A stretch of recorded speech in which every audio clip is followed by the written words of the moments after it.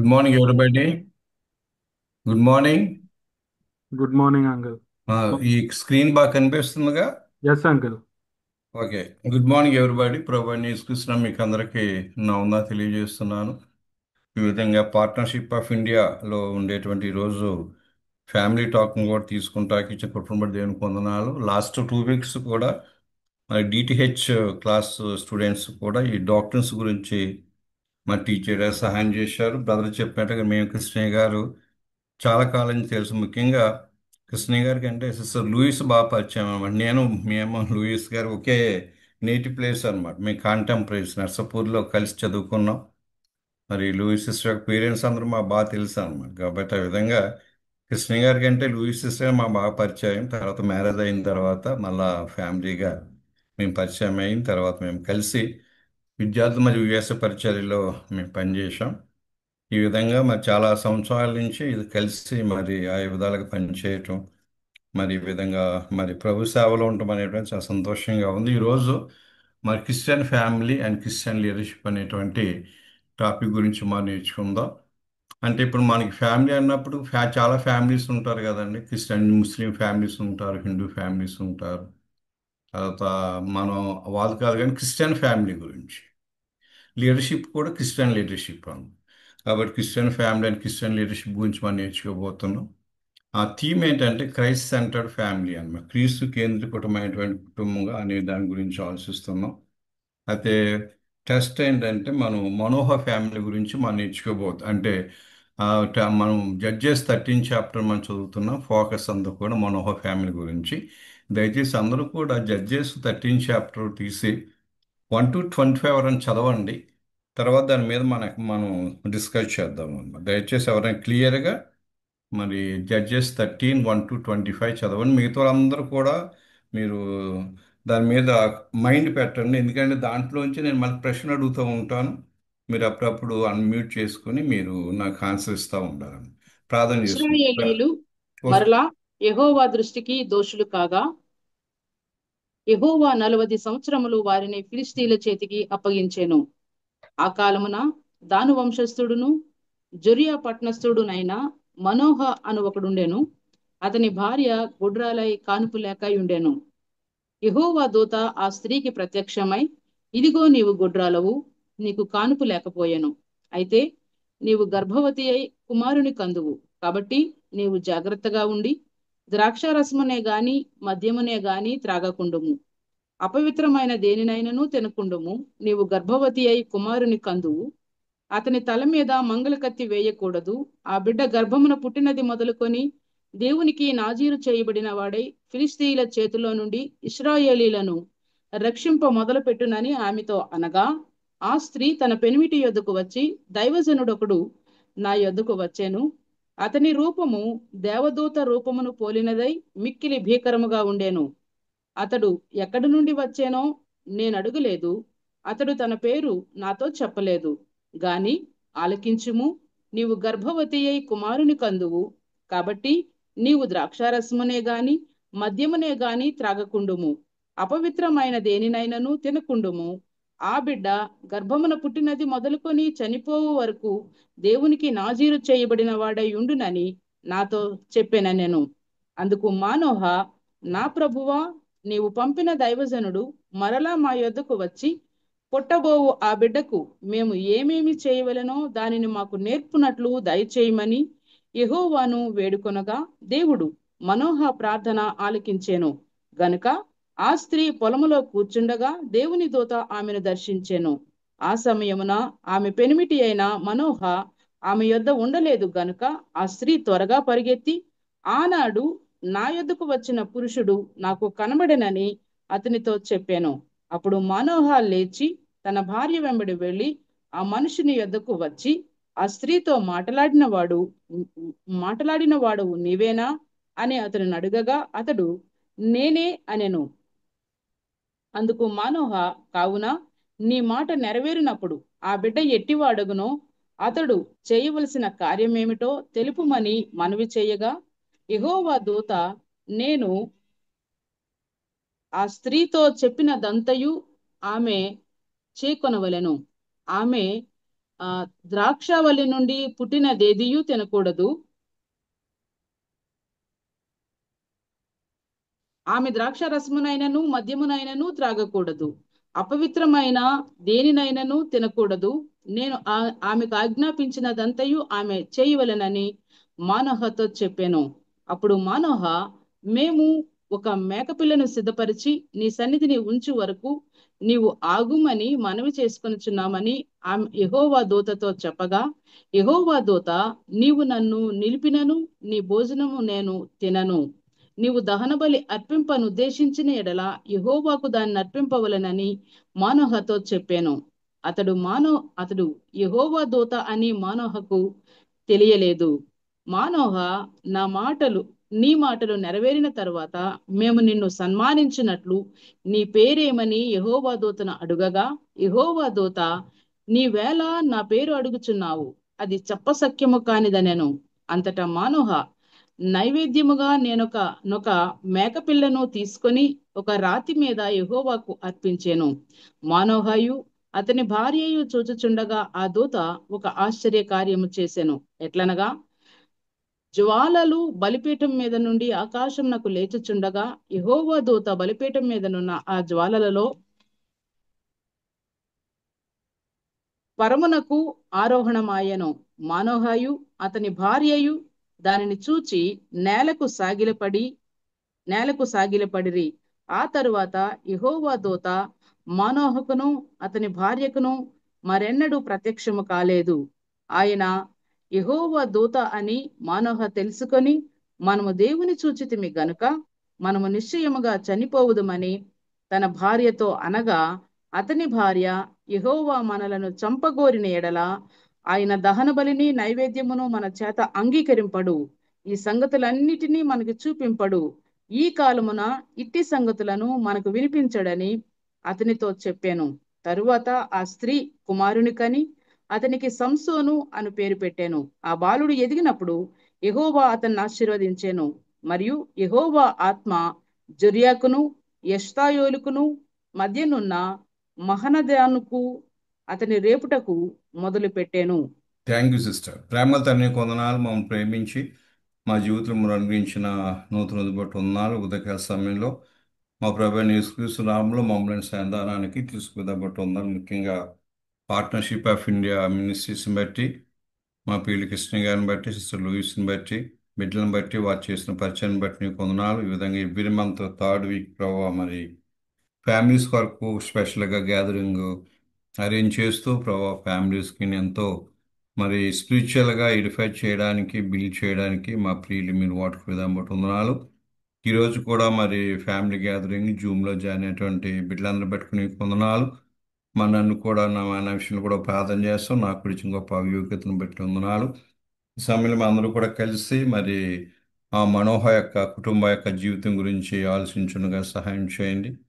మరి God centred family అనేటువంటి topic గురించి నేను చూపించాను. క్రీస్తు మరి దేవుడు కేంద్రమైన కుటుంబాలుగా మేము ఏ విధంగా మరి కట్టుకోవాలనే విషయాలు మరి మనోహ మరి వాళ్ళ కుటుంబంలోంచి మమ్మల్ని నేర్చుకుని స్పష్టంగా సహాయం చేయి. నేను జ్ఞాపకం చేసి చోట మరుపరిచి మరి మైండ్తో కమ్యూనికేట్ చేయడానికి నాకు ఆ సాయం అనుకుని స్పష్టంగా ప్రార్థన చేస్తాను. జూమ్లో చేయని బిడ్డలను బట్టి వందనాలు. ఇటువంటి మరి నెట్ డిస్కనెక్ట్ కాకుండా సహాయం చేయండి. చక్కగా ప్రభావ మరి నీ వాక్యం వినడానికి అదెంతో మాకు స్పిరిచువల్గా బ్లెస్ చేయబడకు చూపించండి. క్రీస్తు కొంచెం నాం తండ్రి. ఆమేన్. ఈరోజు మనం మరి గాడ్ సెంటర్డ్ ఫ్యామిలీ లేదా క్రైస్ట్ సెంటర్డ్ ఫ్యామిలీ గురించి మనం నేర్చుకోబోతున్నాం. బహుశా మీరు మీ సిస్టర్ చక్కగా చదవారు చాలా క్లియర్గా. మరి ఈ చాప్టర్ అంతా కూడా మీకు అర్థమైంది అనుకుంటున్నాను. కాబట్టి నేను మీకు ప్రశ్న అడిగినప్పుడు మీరు త్వరగా నాకు సమాధానం చెప్పాలి. సో ఈ మనం ఇప్పుడు మనోహ యొక్క ఆ కుటుంబం గురించి మనం నేర్చుకోబోతున్నాం. ఇందులో మనం ఆలోచించవలసిన విషయం ఏంటంటే how to build a Christ centred family. And క్రైస్తవ అంటే దేవుడు క్రీస్తు మరి కేంద్రీకృతంగా ఉన్నటువంటి కుటుంబాలను ఏ విధంగా కట్టుకోవాలనే దాని గురించి మనం ఆలోచిస్తున్నాం. అది మనం ఒకసారి యోహాను రాసిన మొదటి పత్రిక మరి మొదటి అధ్యాయము 3-4 వచనాలు ఈ విధంగా ఉందన్నమాట. మన సహవాసం అయితే తండ్రితోనూ ఆయన కుమారుడైన యేసుక్రీస్తుతో కూడా ఉన్నది. మా సంతోషం పరిపూర్ణమవటకై మేము ఈ సంగతులు రాస్తున్నామని చెప్పారన్నమాట. కాబట్టి ఇప్పుడు మనం క్రీస్తు లేదా దేవుడు కేంద్రంగా ఉండేటువంటి కుటుంబాలు కట్టుకోవాలంటే ముందు మనం చేయవలసింది ఏంటంటే మన తండ్రితోనూ ఆయన కుమారుడు అంటే క్రీస్తు కూడా సహవాసం కలిగి ఉండాలి. అప్పుడు మా సంతోషము పరిపూర్ణం అవుతుంది వివాహ జీవితం అనే విషయాన్ని ఇక్కడ మనం చూస్తూ ఉంటున్నాం అన్నమాట. అది ఇందులో మనం ఇంట్రడక్షన్లో మనం చూసినప్పుడు ఇక్కడ మనం చూస్తే ఇక్కడ మనోహ అనేటువంటి మాటకు పీస్ ఆర్ రెస్ట్ అని అర్థం అనమాట. విశ్రాంతి, రెస్ట్ అని అర్థం అనమాట. అంటే విశ్రాంతిని ఇచ్చేవాడు అనమాట. అందువల్ల ఇప్పుడు మనం యాక్చువల్గా ఈ role of the wife, role of the హస్బెండ్లో మనం బహుశా మీరు కృష్ణయ్య గారు టీచ్ చేసి ఉంటారు మీకు. అంటే రోల్ ఆఫ్ ది హస్బెండ్లో హస్బెండ్ అంటే కట్టువాడు అని అర్థం అనమాట. వన్ హూ బైండ్స్ అని హస్బెండ్ అంటే కట్టువాడు అనమాట. అంటే కుట్టువాడు కాదా అంటే కుటుంబాన్ని ఒక తాడితో బంధించేవాడు అన్నమాట. అంటే కుటుంబం యొక్క భద్రత, శాంతి, ఆ నడిపింపు అన్నీ కూడా భర్త యొక్క లీడర్షిప్ మీద ఆధారపడి ఉంటుంది అనమాట. కాబట్టి ఇక్కడ మనోహ అంటే విశ్రాంతి అని అర్థం అన్నమాట. అంటే పీస్ అని అర్థం అన్నమాట. కాబట్టి అంటే హస్బెండ్ మరి కుటుంబానికి ఆ పీస్ ఇచ్చేవాడుగా ఉండాలన్నమాట. అంతే తప్ప డిస్టర్బెన్సెస్ కలుగ చేసేవాడు ఉండకూడదు అనేటువంటిది మనం ఇక్కడ చూస్తూ ఉంటాం. ఈ belongs to a family of Dan ఆ డాన్ వంశానికి చెందినవాడు తెలుసు కదండి. మరి యాకోబు 12 మంది కుమారుడు ఉన్నారు. 12 కాబట్టి ఈ డాన్ వంశానికి చెందినవాడుగా మనం చూస్తూ ఉంటాం. మూడవది అంటే ఇతను మరి సంసోన్ యొక్క తండ్రి అనే విషయాన్ని ఇక్కడ మనం చూస్తాం అన్నమాట. తర్వాత చాలా ఆశ్చర్యపడే విషయం ఏంటంటే Manoah's wife name was not mention in the Bible. బైబిల్లో మనోహ యొక్క భార్య గురించి రాయబడలేదు. కానీ however she was referred as a wife of Manoah అనమాట. అంటే మనోహ భార్యగా పిలబడింది తప్ప తన భార్య పేరు గురించి ఎక్కడ బైబిల్లో రాయబడలేదు అని మనకు తెలియదు అనమాట. తర్వాత షీ వాజ్ చైల్డ్లెస్, తన గురించి ఏమైనా ఉందంటే తను గొడ్రాలుగా ఉందన్నమాట. Unable to give birth. Her name was put among A list of barren women అనమాట. అందుకే మనోహ భార్య గుడ్రాలెక్ లిస్ట్లో ఉంది. చాలామంది ఉన్నారు కదండి. అన్న గురించి మనం చూస్తూ ఉంటాం. అంతకుముందు రాహేల్ గురించి చాలామంది ఇక్కడ న్యూ టెస్ట్మెంట్ చూస్తే ఎలిజబెత్ గురించి వీళ్ళందరి గురించి చూస్తే వాళ్ళ యొక్క అంటే బ్యారన్ ఉమెన్ అన్నమాట. చైల్డ్లెస్ ఉమెన్ లిస్ట్లో ఆవిడ చేర్చినట్టుగా మనం చూస్తూ ఉంటాం. ఇది తన యొక్క వాళ్ళకి ఇంట్రడక్షన్ అన్నమాట. అయితే ఫస్ట్ పాయింట్ ఏంటంటే family relationship of Manoah and his wife. అంటే భార్యాభర్తలుగా వారి మధ్య ఎటువంటి సంబంధం కలిగి ఉన్నారనే విషయాన్ని మనం చూస్తున్నాం ఉంటుంది. అది చాలా ఇంపార్టెంట్. అంటే మనం క్రీస్తు కేంద్రీకృతంగా ఉండేటువంటి కుటుంబాలు మనం కట్టుకోవాలంటే ముందుగా మనం ఏం చేయాలంటే భార్యాభర్తల మధ్య మంచి సంబంధం రిలేషన్షిప్ కలిగి ఉండాలన్నమాట. అందువల్ల ఇక్కడ మనం దీన్ని చూసినప్పుడు వీళ్ళ గురించి చూస్తే వాళ్ళు ఈ ప్రేయర్ఫుల్ ఫ్యామిలీ అన్నమాట. ప్రార్థించేటువంటి కుటుంబాన్ని చూస్తాం. ఎక్కడ ఉందండి ఇక్కడ మీరు త్వరగా బైబిల్ మీరు చదవరు కదండి. మీరు బైబిల్ అక్కడ ఉంచి త్వరగా ఆన్సర్ చెప్తూ ఉండాలన్నమాట. ఆ ప్రార్థించే కుటుంబాన్ని ఎక్కడుంది అక్కడ ఎక్కడ డిఫరెన్స్ ఏముంది అక్కడ ఎక్కడ ఉంది చెప్పండమ్మా. 13 అధ్యాయంలో ఆ, చెప్పండి ఎక్కడుంది. 6వ వచనంలో మనం చూస్తాం, 8వ వచనంలో మనం చూస్తాం. కాబట్టి వాళ్ళు ప్రార్థించేటువంటి కుటుంబాలు ఉన్నారు. 9వ వచనంలో దేవుడు మరి మనోహ యొక్క ప్రార్థన ఆలకించినట్టుగా మనం చూస్తూ ఉంటాం. కాబట్టి అన్నీ కూడా వాళ్ళు ప్రార్థించేటువంటి కుటుంబం, మనం ప్రార్థించే కుటుంబాలుగా మనం చూస్తూ ఉంటాం. అంటే ప్రార్థించే కుటుంబాల్లో లిస్ట్ చాలా ఉందన్నమాట. ఉదాహరణకి మనం యెహోషువ గ్రంథం 24 అధ్యాయం 15 వచనంలో మనం చూస్తే అక్కడ ఏముంటుందంటే నేనును నా ఇంటి వారిని యెహోవాను మాత్రమే ఏం చేస్తామో సేవిస్తాం. అది కాబట్టి ప్రార్థించే కుటుంబాలు ఉండాలమ్మ. తర్వాత మనం లూకా సువార్త 1వ అధ్యాయము మరి 5-7 వచనం చూసినప్పుడు జకరే గురించి రాయబడి ఉందన్నమాట. జకర్ ఎలిజబెత్ గురించి. అంటే వాళ్ళంతా నిందారహితులుగా ఉన్నారన్నమాట.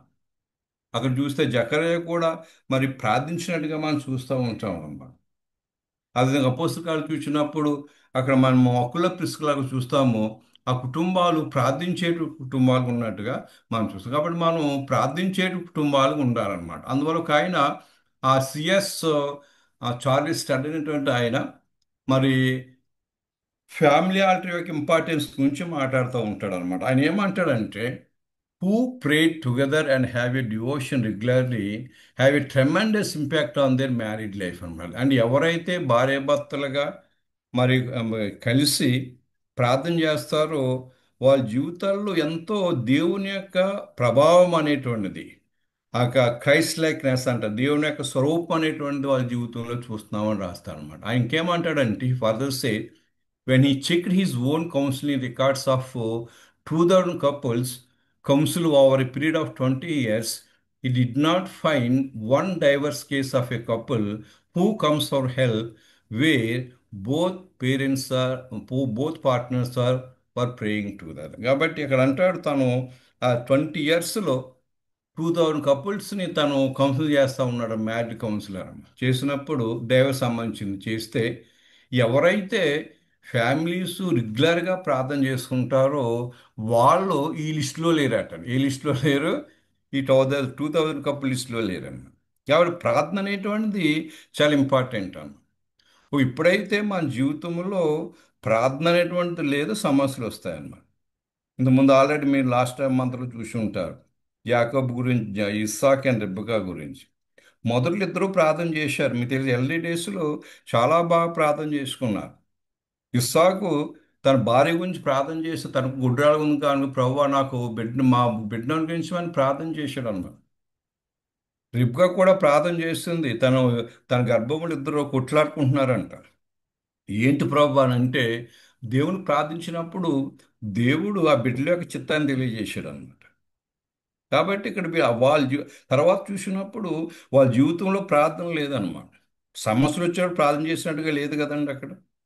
కాబట్టి ఎప్పుడైతే వాళ్ళ జీవితంలో ప్రార్థన లేదో వాళ్ళ పతనం అయిపోయిందని. ఈవెన్ ఏలీ జీవితాల్లో చూసినప్పుడు ఏలీ కూడా చాలా ప్రవక్త, ఆయన యాజకుడు, ప్రధాన యాజకుడు అనమాట, ప్రీస్ట్ అని. అండ్ ఇప్పుడు కూడా మరి ఫ్యామిలీలోగా ప్రార్థించినట్టుగా లేదు. అందువల్లే వాళ్ళ బిడ్డలు ఏమైపోయారంటే దేవుణ్ణి ఎరిగిన వారై మరి భ్రష్టులైపోయినట్టుగా మనం చూస్తాం. చాలా విచారకరమైన విషయం ఏంటంటే దేవుడు వారిని చంపాలని చూశాడటన్నది. అది చాలా విచారకరమైన సంగతి. సమూయేలు అంతే, సమూయేలు కూడా గొప్ప ప్రవక్త అనమాట. ఇశ్రాయేలీలో అటువంటి ప్రవక్త లేడండి, అటువంటి యాజకులు లేరు.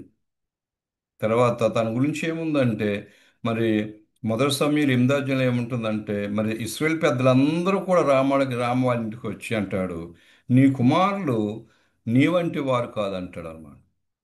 అక్కడ చాలా విచారకరమైన విషయం ఏంటంటే ఇద్దరు కుమారులు కూడా మరి ధనాపేక్ష గలవారై లంచాలు పుచ్చుకొని న్యాయాన్ని తిప్పివేశారని ఉంటుంది అనమాట. ఎంత విచారకరమైన విషయం అండి. కాబట్టి ఇది చాలా విచారకరమైన విషయం. అండ్ ఇంకో విచారకరమైన విషయం ఏంటంటే ఈ కోవిడ్ టైంలో ఈ జూమ్ ఒకటి స్టార్ట్ అయిందనమాట. అంటే ఈ జూమ్ వల్ల చాలా ఉపయోగాలు ఉన్నా చాలా నష్టాలు కూడా ఉన్నాయన్నమాట. మొట్టమొదటిది ఏంటంటే ఇప్పుడు జూమ్ ప్రేయర్స్ ఎక్కువైపోయినాయి అనమాట. అంటే ఇప్పుడు 10 ఫ్యామిలీస్ ఉంటే 10 ఫ్యామిలీస్లో 8 ఫ్యామిలీస్ జూమ్లోనే ప్రార్థన చేసుకుంటారండి.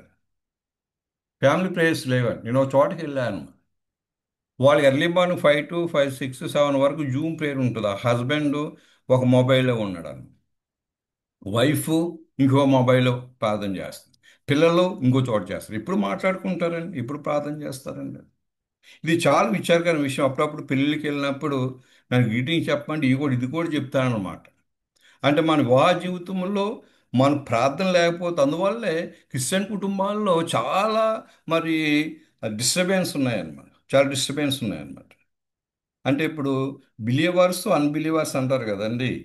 అన్బిలీవర్స్ కంటే బిలీవర్స్ ఫ్యామిలీస్లోనే ఎక్కువ డిస్టర్బెన్స్ ఉన్నాయన్నమాట. కారణం ఏంటంటే వాళ్ళు కలిసి ప్రార్థన చేసుకుంటానికి, కలిసి మరి మాట్లాడుకుంటా టైం లేదు కదండి. కాబట్టి ఇది చాలా కాబట్టి ప్రేయింగ్ ఫ్యామిలీకి ఉండాలన్నమాట. నేను ఒక విషయం చెప్తాను, జస్ట్ మామూలుగా మీకు అర్థం అవడానికి. ఒకసారి నేను ఈ ఈ మ్యారేజ్ రిసెప్షన్కి వెళ్ళాను అనమాట. వెళ్తే భార్యాభర్తలు ఎలాగ ఉండాలి, ఎలా కట్టుకోవాలి దాని గురించి పాస్టర్ గారు ఒక మంచి జోక్ చెప్పాడు, ఒక విషయం చెప్పాడు అనమాట.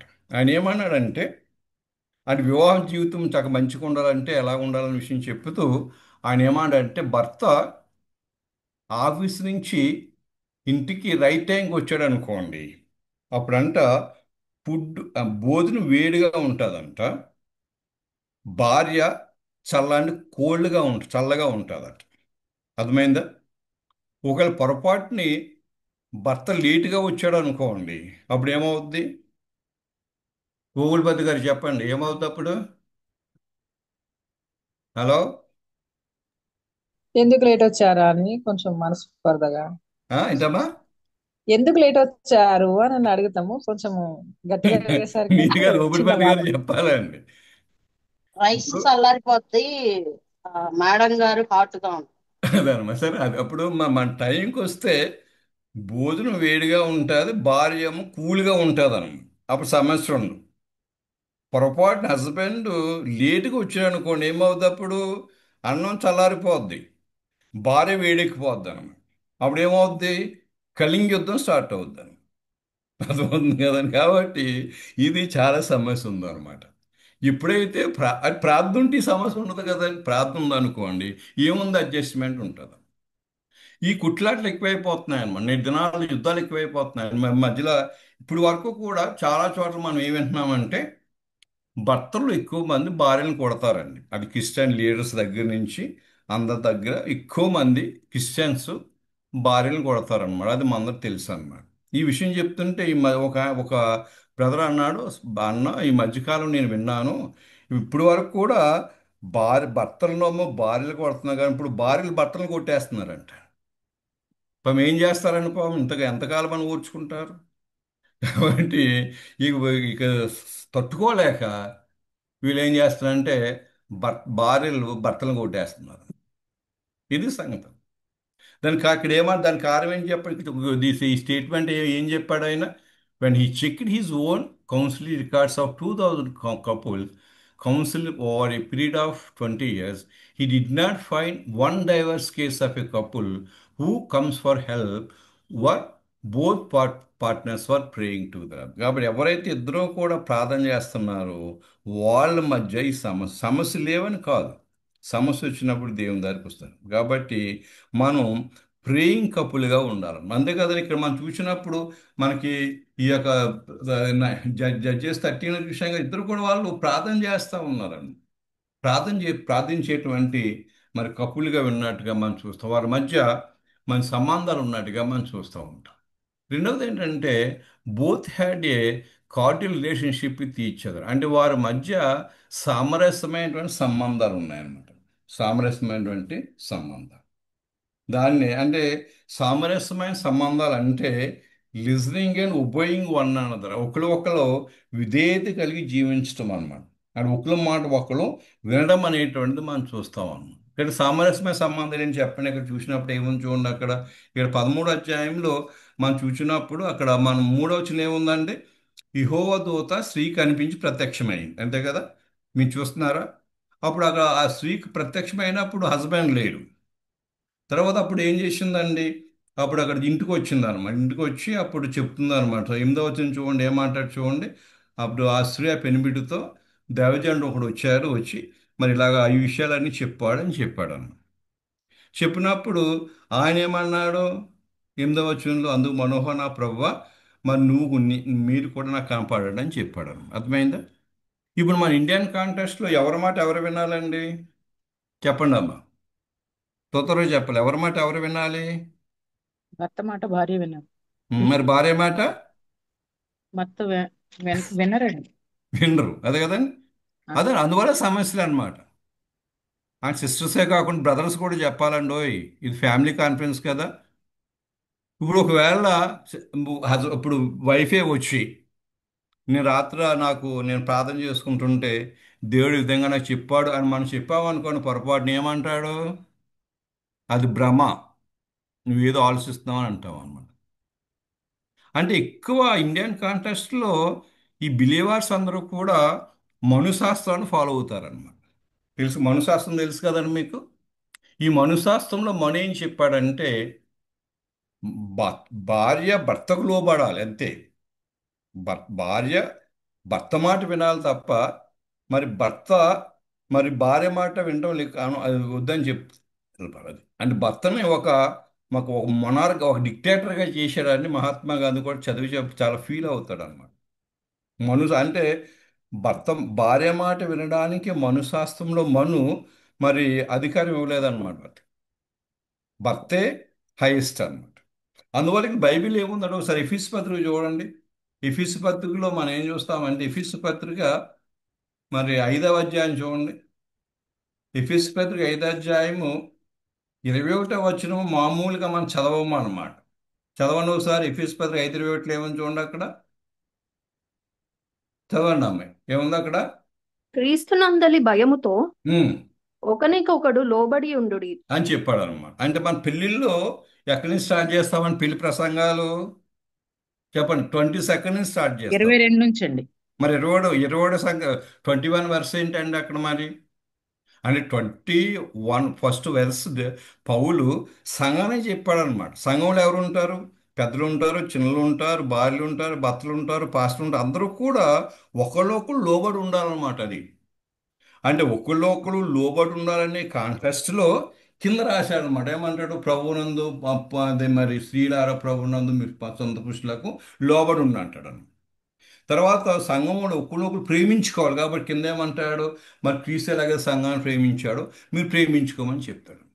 కాబట్టి ఇక్కడ ఏంటంటే ఈ ఈ అంటే ఇక్కడ అంటే అంటే ఎలా ఉంటుందంటే మనం యేసుక్రీస్తు రక్తం ద్వారా విమోచించబడినప్పటికీ అండ్ హిందూ ట్రెడిషన్స్ అనేటువంటివి మన యొక్క సాంప్రదాయం ఉండిపోయినాయి అనమాట. అంతే కదండి, అంతే కదమ్మా. ఇప్పుడు పెళ్ళి అయింది అనుకోండి, పెళ్ళైన వెంటనే ఈ అమ్మ ఈ తన కూతుర్ని అత్తోరింటికి పంపిస్తుంది అనమాట. అత్తోరింటికి పంపించాడు ఏం చెప్తుందండి? ఏమంటుంది? అమ్మ, హస్బెండ్ ఎలా తిరిగినా పర్లేదు, నువ్వు మాత్రం అణిగిమణిగుండు అంటుంది అనమాట. అంతే కదండి. అది కాదు కదండి ఇక్కడ ఉన్నది. కాబట్టి ఇక్కడ ఏంటంటే ఈ యొక్క హిందూయిజంలో భర్త అనేటువంటి హైయెస్ట్ పొజిషన్ అనమాట, భార్య అనేటువంటి లోవర్ కేటగిరీ అని. అది మన క్రిస్టియన్స్లో కూడా అలా ఉంటుంది. ఒకసారి పెళ్ళికి వెళ్ళా అనమాట. పెళ్ళికి వెళ్తే ఆయన గ్రీటింగ్స్ చెప్పమంటే ఒక క్రిస్టియన్ పాస్టర్ గారు చెప్తాడు, ఆడదంటే అబల కాదు తబల అన్నాడు అనమాట. అర్థమైంది కదండి. తబల అంటే ఏంటి ఏమ్మా? బలవంతురాలు. తబల అబల అంటే ఆడదంటే అబల తబల. కాదు, తబల అంటే అర్థం. తబల అంటే తెలుసు కదా, డ్రమ్స్ ఉంటాయి కదండి, ఆ అవునండి, డ్రమ్. రెండు వైపులా వాయించేదండి. కాబట్టి ఏం అర్థం అవుతుందని పెళ్లి కొడుక్కి? ఎంత కొట్టినా ఊరుకుంటది. కాబట్టి ఇటువంటి అంటే ఎవరండి ఆయన? ఒక క్రిస్టియన్ లీడర్ చెప్తున్నాడు అనమాట. క్రిస్టియన్ లీడర్ ఏమంటే ఆడదంటే మనం అనుకునేటువంటి అబల కాదు, ఈజ్ నాట్ ఇన్నోసెంట్ లేడీ, కాబట్టి మీరేం చేయాలి? కొడతా ఉండమని చెప్తాడు అనమాట.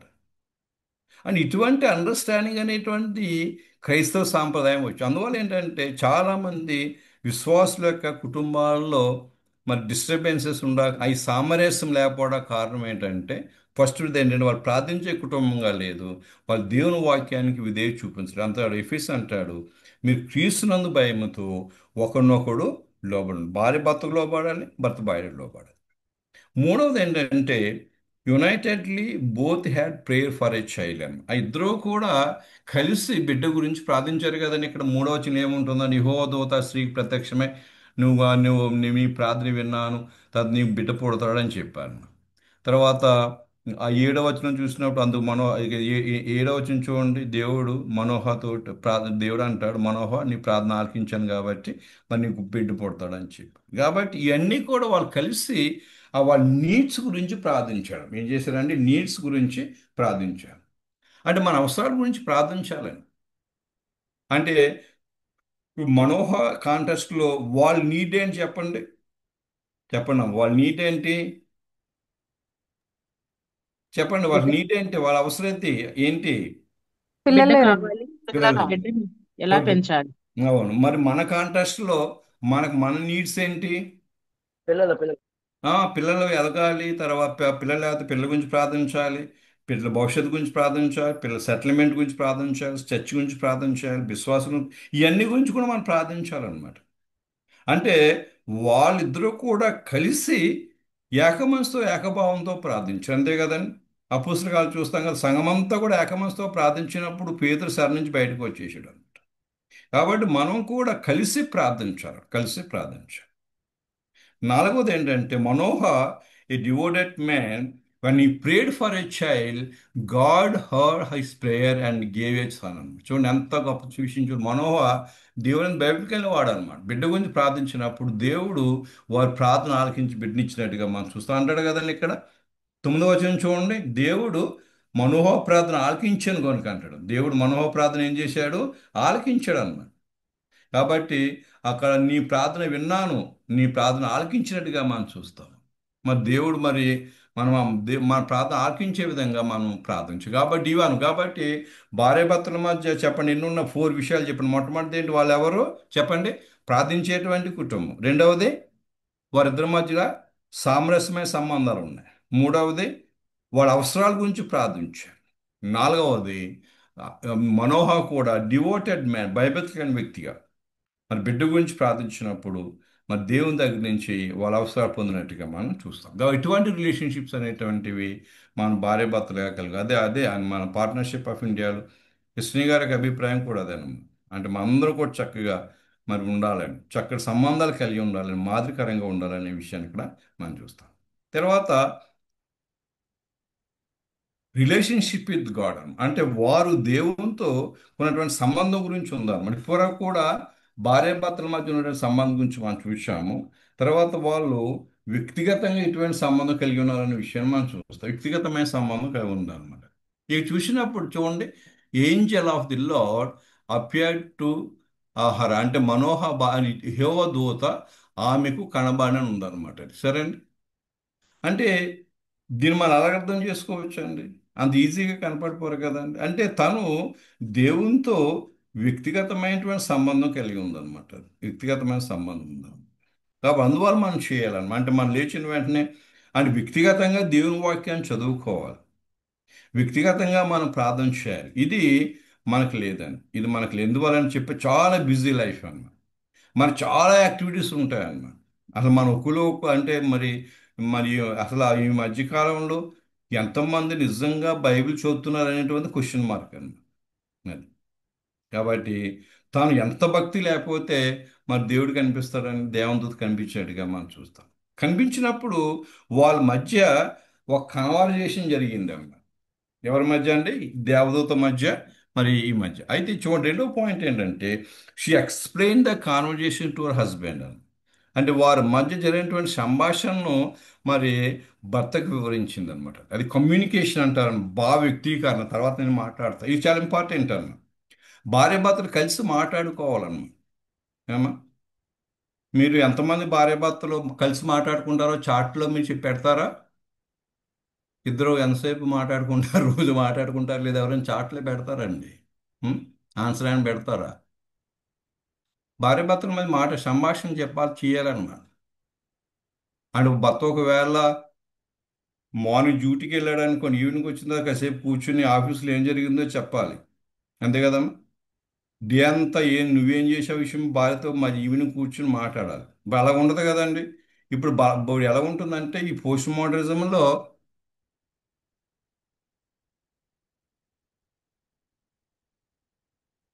మాట్లాడుకుంటామని సిస్టర్ రాశారు కానీ బ్రదర్స్ రాయటం లేదండి. ఏంటో మరి నాకు చాలా విచారకరంగా ఉందండి.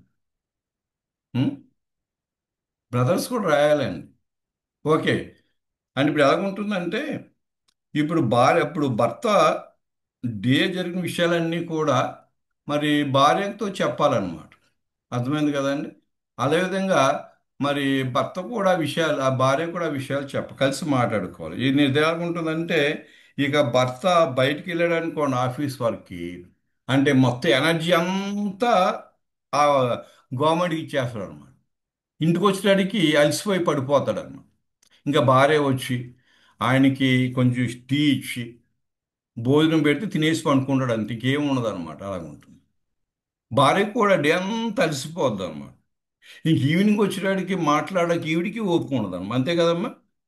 తినేసి పండుకుంటారు అంతే. అది కాదు కదండి ఇప్పుడు. అందువల్ల భార్యాభర్తలు ఇద్దరు మాట్లాడుకోవడానికి కొంత ఎనర్జీ ఉంచుకోవాలన్న. మీరు గవర్నమెంట్ జాబ్ చేస్తున్నారు అనుకోండి, ఒక 80% ఎంతో గవర్నమెంట్కి ఇచ్చి పనికి 20% మీరు ఉంచుకోవాలన్నమాట స్ట్రెంత్. అప్పుడు ఏమవుతుందంటే మీరు భార్యాభర్తలుగా మాట్లాడుకుంటారు. ఇప్పుడు భార్య భర్తతో మాట్లాడకపోతే భర్త భార్యతో మాట్లాడితే ఏం జరుగుతుందో చెప్పండి ఒకసారి. నువ్వు భార్యతో మాట్లాడలేదనుకో అమ్మా, లేదా భార్య భర్తతో మాట్లాడాలనుకోండి, ఏం జరుగుతుంది చెప్పండి. తొందరగా అపోహ చెప్పాలి. ఏం జరుగుతుంది? అపోహలు, అనుమానాలు ప్రారంభమవుతాయండి. అది కాదండి. మిస్అండర్స్టాండింగ్స్. ఆ? మిస్అండర్స్టాండింగ్స్ వస్తాయి. ఇంకా అది అసలు ఇప్పుడు మీరు మీ భార్యతో మాట్లాడలేదు అనుకోండి, ఆవిడేం చేద్దాం వేరే వాళ్ళతో మాట్లాడదు, అంతే కదా కదండి ఇప్పుడు, అంతేగా. అవునండి, మాట్లాడేవారు కావాలి. కదా ఇప్పుడు నువ్వు వేరే వాళ్ళతో మాట్లాడతావు అనమాట. ఇప్పుడు వేరే వాళ్ళతో మాట్లాడినా మనం ఏమంటావు, నువ్వు ఎందుకు మాట్లాడుతున్నావు అంటే మరి ఆవిడ ఎవరితో మాట్లాడాలని, అంతేగా. ఇప్పుడు ఆవిడలో ఉంటున్న బాధ ఎవరితో చెప్పుకోవాలి, అర్థమవుతుంది. కాబట్టి అది మనకు లేదన్నమాట. అందువల్లే మనం ఎన్నో మెసేజ్లు వింటున్నామండి, ఎంతో కాలం నుంచి దేవుని వాక్యం చేస్తున్నాం, కానీ మరి మన జీవితాల్లో మార్పు వస్తుందండి అసలు మరి. ముఖ్యంగా అంటే నేను ఇప్పుడు బిలీవర్స్ కాంటెస్ట్లో మాట్లాడుతున్నాను అంటే అవిశ్వాసుల కాంటెస్ట్లో మాట్లాడట్లేదు. భార్యాభర్తలు నువ్వు ఒక విశ్వాసమైన భర్తగా, విశ్వాసమైన భార్యగా నీ భర్తతో మాట్లాడుతున్నావా, భార్యతో మాట్లాడుతున్నావా? మాట్లాడకపోతే వేరే వాళ్ళతో మాట్లాడతారు కదండి. కాబట్టి అది మనం నేర్చుకోవాలి, అది మనం నేర్చుకోవాలి. అంటే నువ్వు మాట్లాడుకొని ఎవరితో ఇప్పుడు నువ్వు మాట్లాడలేదు అనుకోండి, ఇంతకు ముందు లెటర్స్ ఉండి ఇప్పుడు ఏముందండి, ఇప్పుడు ఫోన్లు ఉన్నాయి. నువ్వు మాట్లాడకపోతే ఫోన్ తీసుకుంటుంది ఎవరండి, వైఫ్. అన్ని విషయాలు హస్బెండ్తో ఇంట్లో చెప్పేద్దాం, వాళ్ళ అమ్మని ఫైర్ అయిపోతారు నీ మీద. ఇక నువ్వేం చేస్తావు, ఇవన్నీ మీ అమ్మతో చెప్తావా? ఇంక ఆవిడేమంటది, అయ్యో నా కోడలు నా కొడుకుని భయంకరంగా హింసించేస్తుందని చెప్తారు. అయిపోయింది కదండి.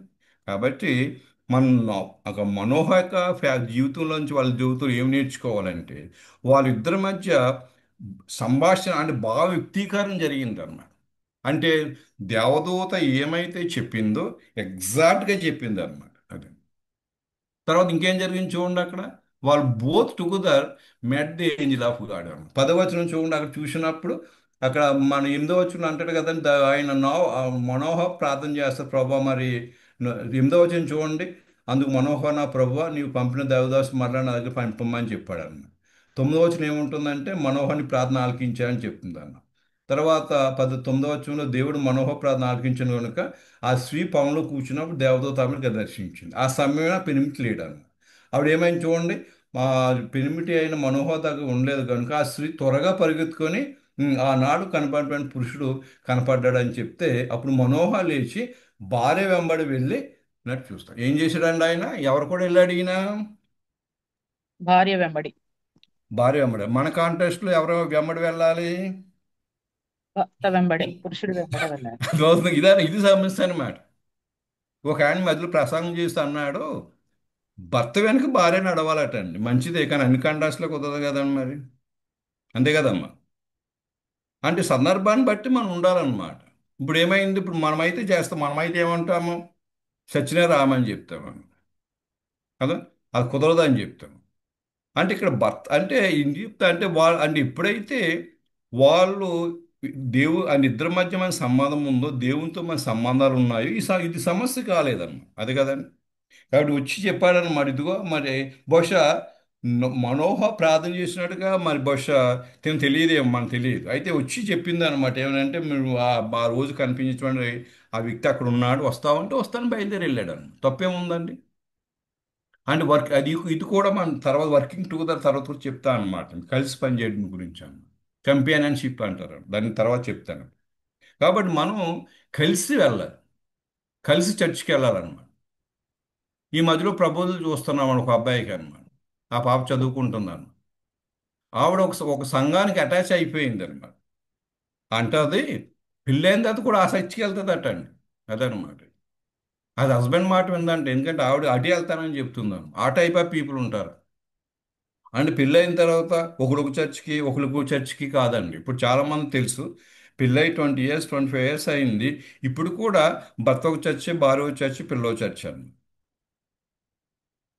అది క్రిస్టియన్ ఫ్యామిలీ కాదు కదండి, అది క్రైస్ట్ సెంటర్డ్ హోమ్ కాదు కదండి. అవి ఇద్దరూ కలిసి ప్రయాణం చేయాలి. తర్వాత ఇంకోటి ఏంటంటే లాస్ట్ చూడండి అక్కడ, she understood God's communication about her family. అంటే దేవదూత చెప్పిన మాటలు ఆమె గ్రహించింది అనమాట. అది సరే అండి. ఇక్కడ 11-12 చూసినప్పుడు అక్కడ బిడ్డ ఎలా ఉండాలో, ఏం కార్యం చేస్తారో, అది దేవుని యొక్క చిత్తాన్ని, దేవుని మాటలు మనం అర్థం చేసుకోవాలి. వాక్యం చదువుతాం మంచిదే, మరి దేవుని మాట అర్థం చేసుకోవాలి కదా. కాబట్టి అన్నీ కూడా దేంతో ఉంటుందంటే రిలేషన్షిప్ విత్ గాడ్ అని. అందువల్ల అంటాడు కదండి, ఇప్పుడు మనం 32వ కీర్తన చూడండి ఒకసారి. 32వ కీర్తనలో చక్కటి మాట అంటారు. 32వ కీర్తన 8వ వచనం ఏమంటాడంటే చూడండి అక్కడ, నీకు ఉపదేశం చేసేదను, నీ నడవలసిన మార్గం బోధించేదను, నీ నీ మీద మీద దృష్టి ఉంచి నీకు దృష్టి ఆలోచన. ఆలోచన చెప్పిందని. కాబట్టి దేవుని యొక్క మాటలు మనం అర్థం చేసుకో. దేవునితో మన సంబంధాలు ఉన్నప్పుడు దేవుడు మనం నడిపిస్తాడనే విషయాన్ని ఇక్కడ మనం చూస్తాం. ఓకే, తర్వాత అది మనం చేసాము. అదైన తర్వాత షీ గేవ్ బర్త్ అప్పుడు తర్వాత ఆమె కుమారునికి అంది. ఆ కుమారునికి మరి శాంసన్ అని పేరు పెట్టినట్టుగా మనం చూస్తాం. అంటే దేవునితో మరి వాళ్ళకున్న సంబంధాలను బట్టి బ్లెస్సింగ్ చూసాం మనం. బ్లెస్సింగ్ ఏంటంటే ఇక్కడ బ్లెస్సింగ్ ఏంటి చెప్పండి, చెప్పండి కుమారుడు బ్లెస్సింగ్. కుమారుడు కుమారునికి అన్నాడు కుమారుడు. బ్లెస్సింగ్ అనమాట. అందువల్లే మనం దేవుని సేవించడం వల్ల మనం ఏమైనా బ్లెస్సింగ్ పొందుతున్నామని మరి. అంటే మన చర్చ్కి కానీ మీటింగ్స్కి అటెండ్ అవుతున్నందువల్ల మన భార్యాభర్తల మధ్య కానీ కుటుంబాల్లో మరి సంబంధాలు కట్టబడుతున్నాయా లేకపోతే కొట్లాడుకుంటున్నారా, అది అర్థమైంది కదా. కాబట్టి మనం ఇటువంటి మీటింగ్స్ కానీ చర్చ్ కానీ వెళ్ళేందువల్ల మనలో ఉన్నటువంటి రిలేషన్షిప్ ప్రాబ్లమ్స్ ఏమైపోవాలి, కట్ అయిపోవాలని.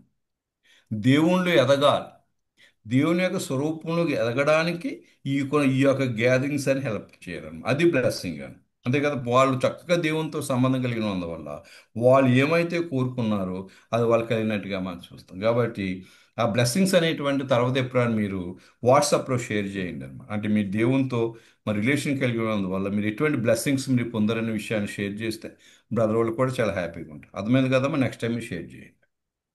దాని తర్వాత అప్పుడు స్పిరిచువల్ ఇంటిమేసీ మనం చూసాం కదండి దేవునితో మరి వారి సన్నిహితమైన సంబంధం అని చూసాం కదా ముందుగా. అండ్ ఇవన్నీ జరగాలంటే ఇంటిమేసీ, స్పిరిచువల్ ఇంటిమేసీ, ఆత్మీయ సన్నిహితం కావాలన్నమాట. One of the most important truths a couple must understand in their marriage relationship is a true concept of intimacy. అంటే వివాహ జీవితంలో భార్యాభర్తలు అర్థం చేసుకోవాల్సిన సత్యం ఏంటంటే సాన్నిహిత్యము లేక చనువుగా ఉండే జీవితాన్ని ఏ విధంగా జీవించాలని ఆలోచించాలన్నమాట. అర్థమైంది కాబట్టి ఇప్పుడు భర్త ఉన్నాడు అనుకోండి, భర్త ఒంటరిగా ఉన్నప్పుడు ఆలోచించాలి, నేను మరి మా భార్యతోటి మంచిగా ఉండాలంటే నేనేం చేయాలి, అని నేనేమేం మార్చుకోవాలి, ఏ విధంగా తనతో బిహేవ్ చేయాలి. అర్థమవుతుంది కదమ్మా. అదేవిధంగా భార్య కూడా అనుకోవాలి, నా భర్తని నేను తనతో మంచిగా రిలేషన్షిప్ కలిగి ఉండాలంటే నేను ఏమేమి విషయాల్లో నేను సరి చేసుకోవాలి, ఏ విధంగా నా జీవితాన్ని కట్టుకోవాలి. అప్పుడేమవుతుందంటే సాన్నిహిత్యం అంటారు, ఇంటిమేసి, స్పిరిచువల్ ఇంటిమేసి అని. అంటే మీకు స్పిరిచువల్ ఇంటిమేసి ఉన్నా లేకపోతే ఫిజికల్ ఇంటిమేసి ఉంటుందో అది కాదని కావాల్సింది అనమాట. నువ్వు బిలీవర్ ఉన్నా అన్బిలీవర్ అయినా ఫిజికల్ రిలేషన్షిప్స్ ఉంటాయన్నమాట. అది సమస్య కాదు. ఇక సమస్య ఏంటంటే నువ్వు దేవునితో సాన్నిహిత్యం కలిగి ఉండాలి. అందువల్ల మొదటి హాని చూసాం కదండి, అంటే మన సహవాసం అయితే దేవునితోనూ ఆయన కుమారుడు క్రీస్తుతో కూడా ఉన్నప్పుడు ఆవిడ వివాహ జీవితంలో మన సంతోషం పరిపూర్ణం. Are you happy in the married life, అంటే వివాహ జీవితంలో మనం హ్యాపీగా ఉంటున్నామండి, అది మనం ఆలోచించాం. తర్వాత అందువల్ల దిస్ కాన్సెప్ట్ ఆఫ్ కంప్లీట్, అంటే ఈ శాంతి గురించి వివరణ మరి బైబిల్లో రాయబడినట్టుగా మనం చూస్తాం. అది వాట్ ఈజ్ ఇంటిమేసీ అని. ఇంటిమేసీ అంటే ఏంటంటే ఇది తెలుగు ఇంగ్లీష్ కూడా రాశాను. A a feeling of strong personal attachment persuaded by a sympathetic understanding. This comprises of knowing, respecting, caring and meeting one another needs అని. అంటే సానుభూతి గల మనసుతో ఒకరినొకరు అర్థం చేసుకుంటూ ఒకరినొకరు వ్యక్తిగతంగా హత్తుకునేటువంటి ప్రేమ. దీనికి నేను రిఫరెన్స్ ఉంచాను. ఫిలిపియన్స్ 2:6 ఏముందండి అక్కడ, మీరు చెప్పేయండి చూడకుండా. ఫిలిపి 2:6 2:5 ఏముంది, క్రీస్తు యేసు కలిగిన మనసును మీరు కూడా, చదవండి అమ్మ ఒకసారి. ఫిలిపి 2:5 చూడండి, చెప్పండి అమ్మ, చదవండి. ఫిలిపియన్స్ 2:5. క్రీస్తు యేసునకు కలిగిన ఈ మనస్సు మీరును కలిగి ఉండుడి. ఉమ్. ఆయన దేవుని స్వరూపము కలిగిన వాడై సరిపోతుందండి. అంటే క్రీస్తు యేసు కలిగిన మనసు మీరు కలిగి ఉండండి కదా. ఈ క్రీస్తు యేసు కలిగిన మనసు ఏంటి చెప్పండి. ఓకే, ఆ తర్వాత చెప్తారు కానీ ఇది కూడా చదివేసాను, అప్పుడు చెప్తారు కానీ.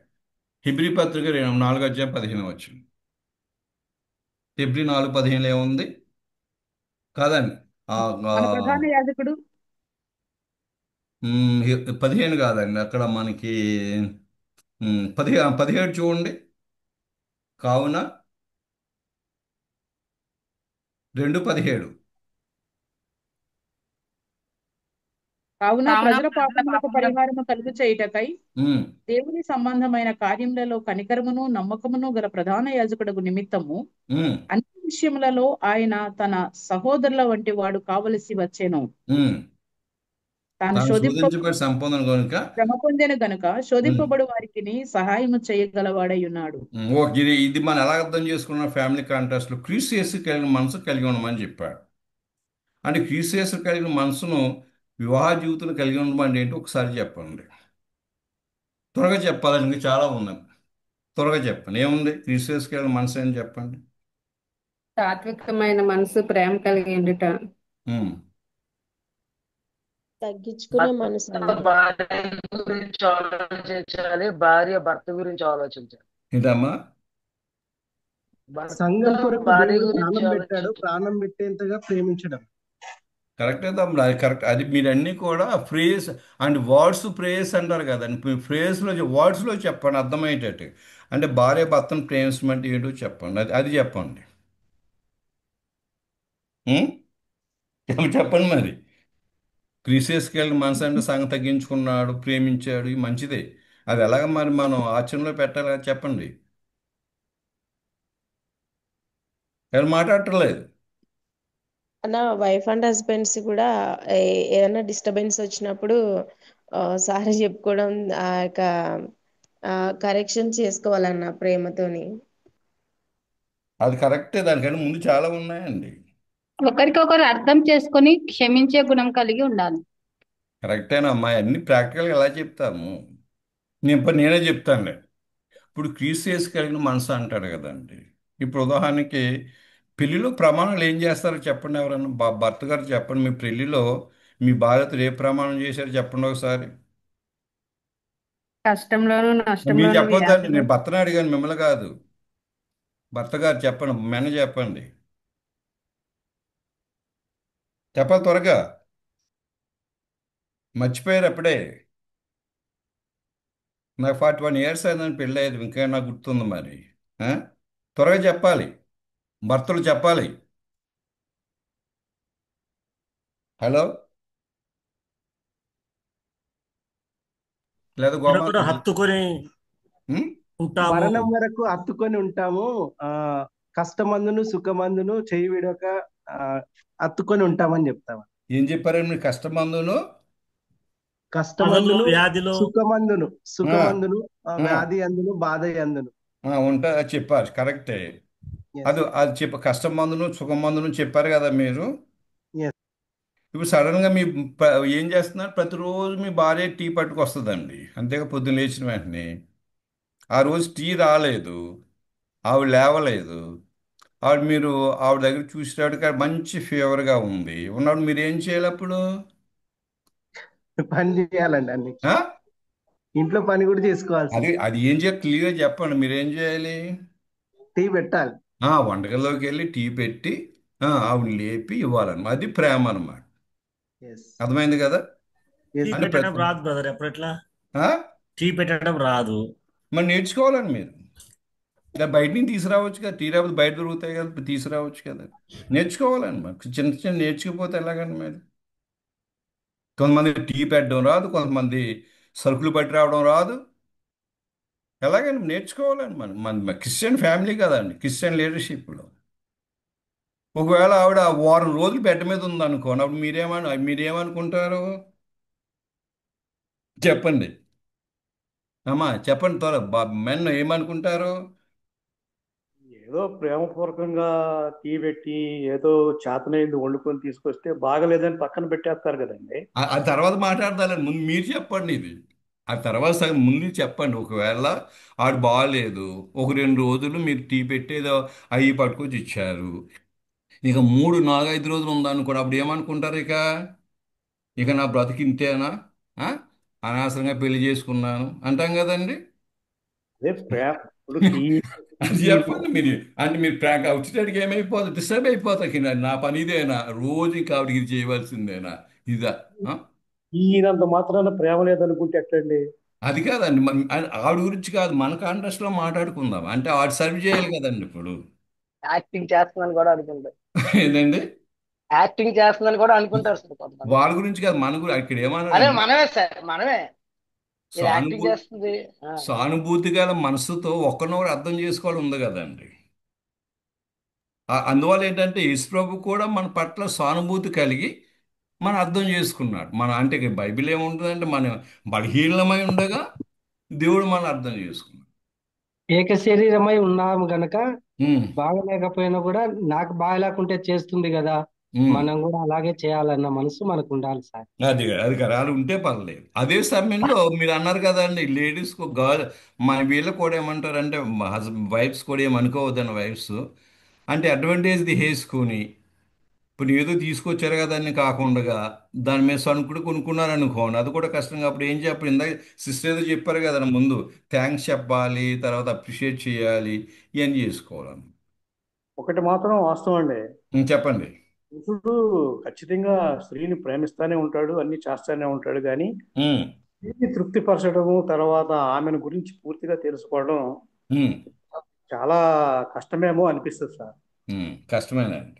అందువల్లే ఈసారి ఇది నేను ఈ నోయింగ్ గురించి స్కిప్ చేసిన టైం సరిపోదని తర్వాత ఎప్పుడైనా చెప్తాను నేను. ఇది ఇది ఓకే.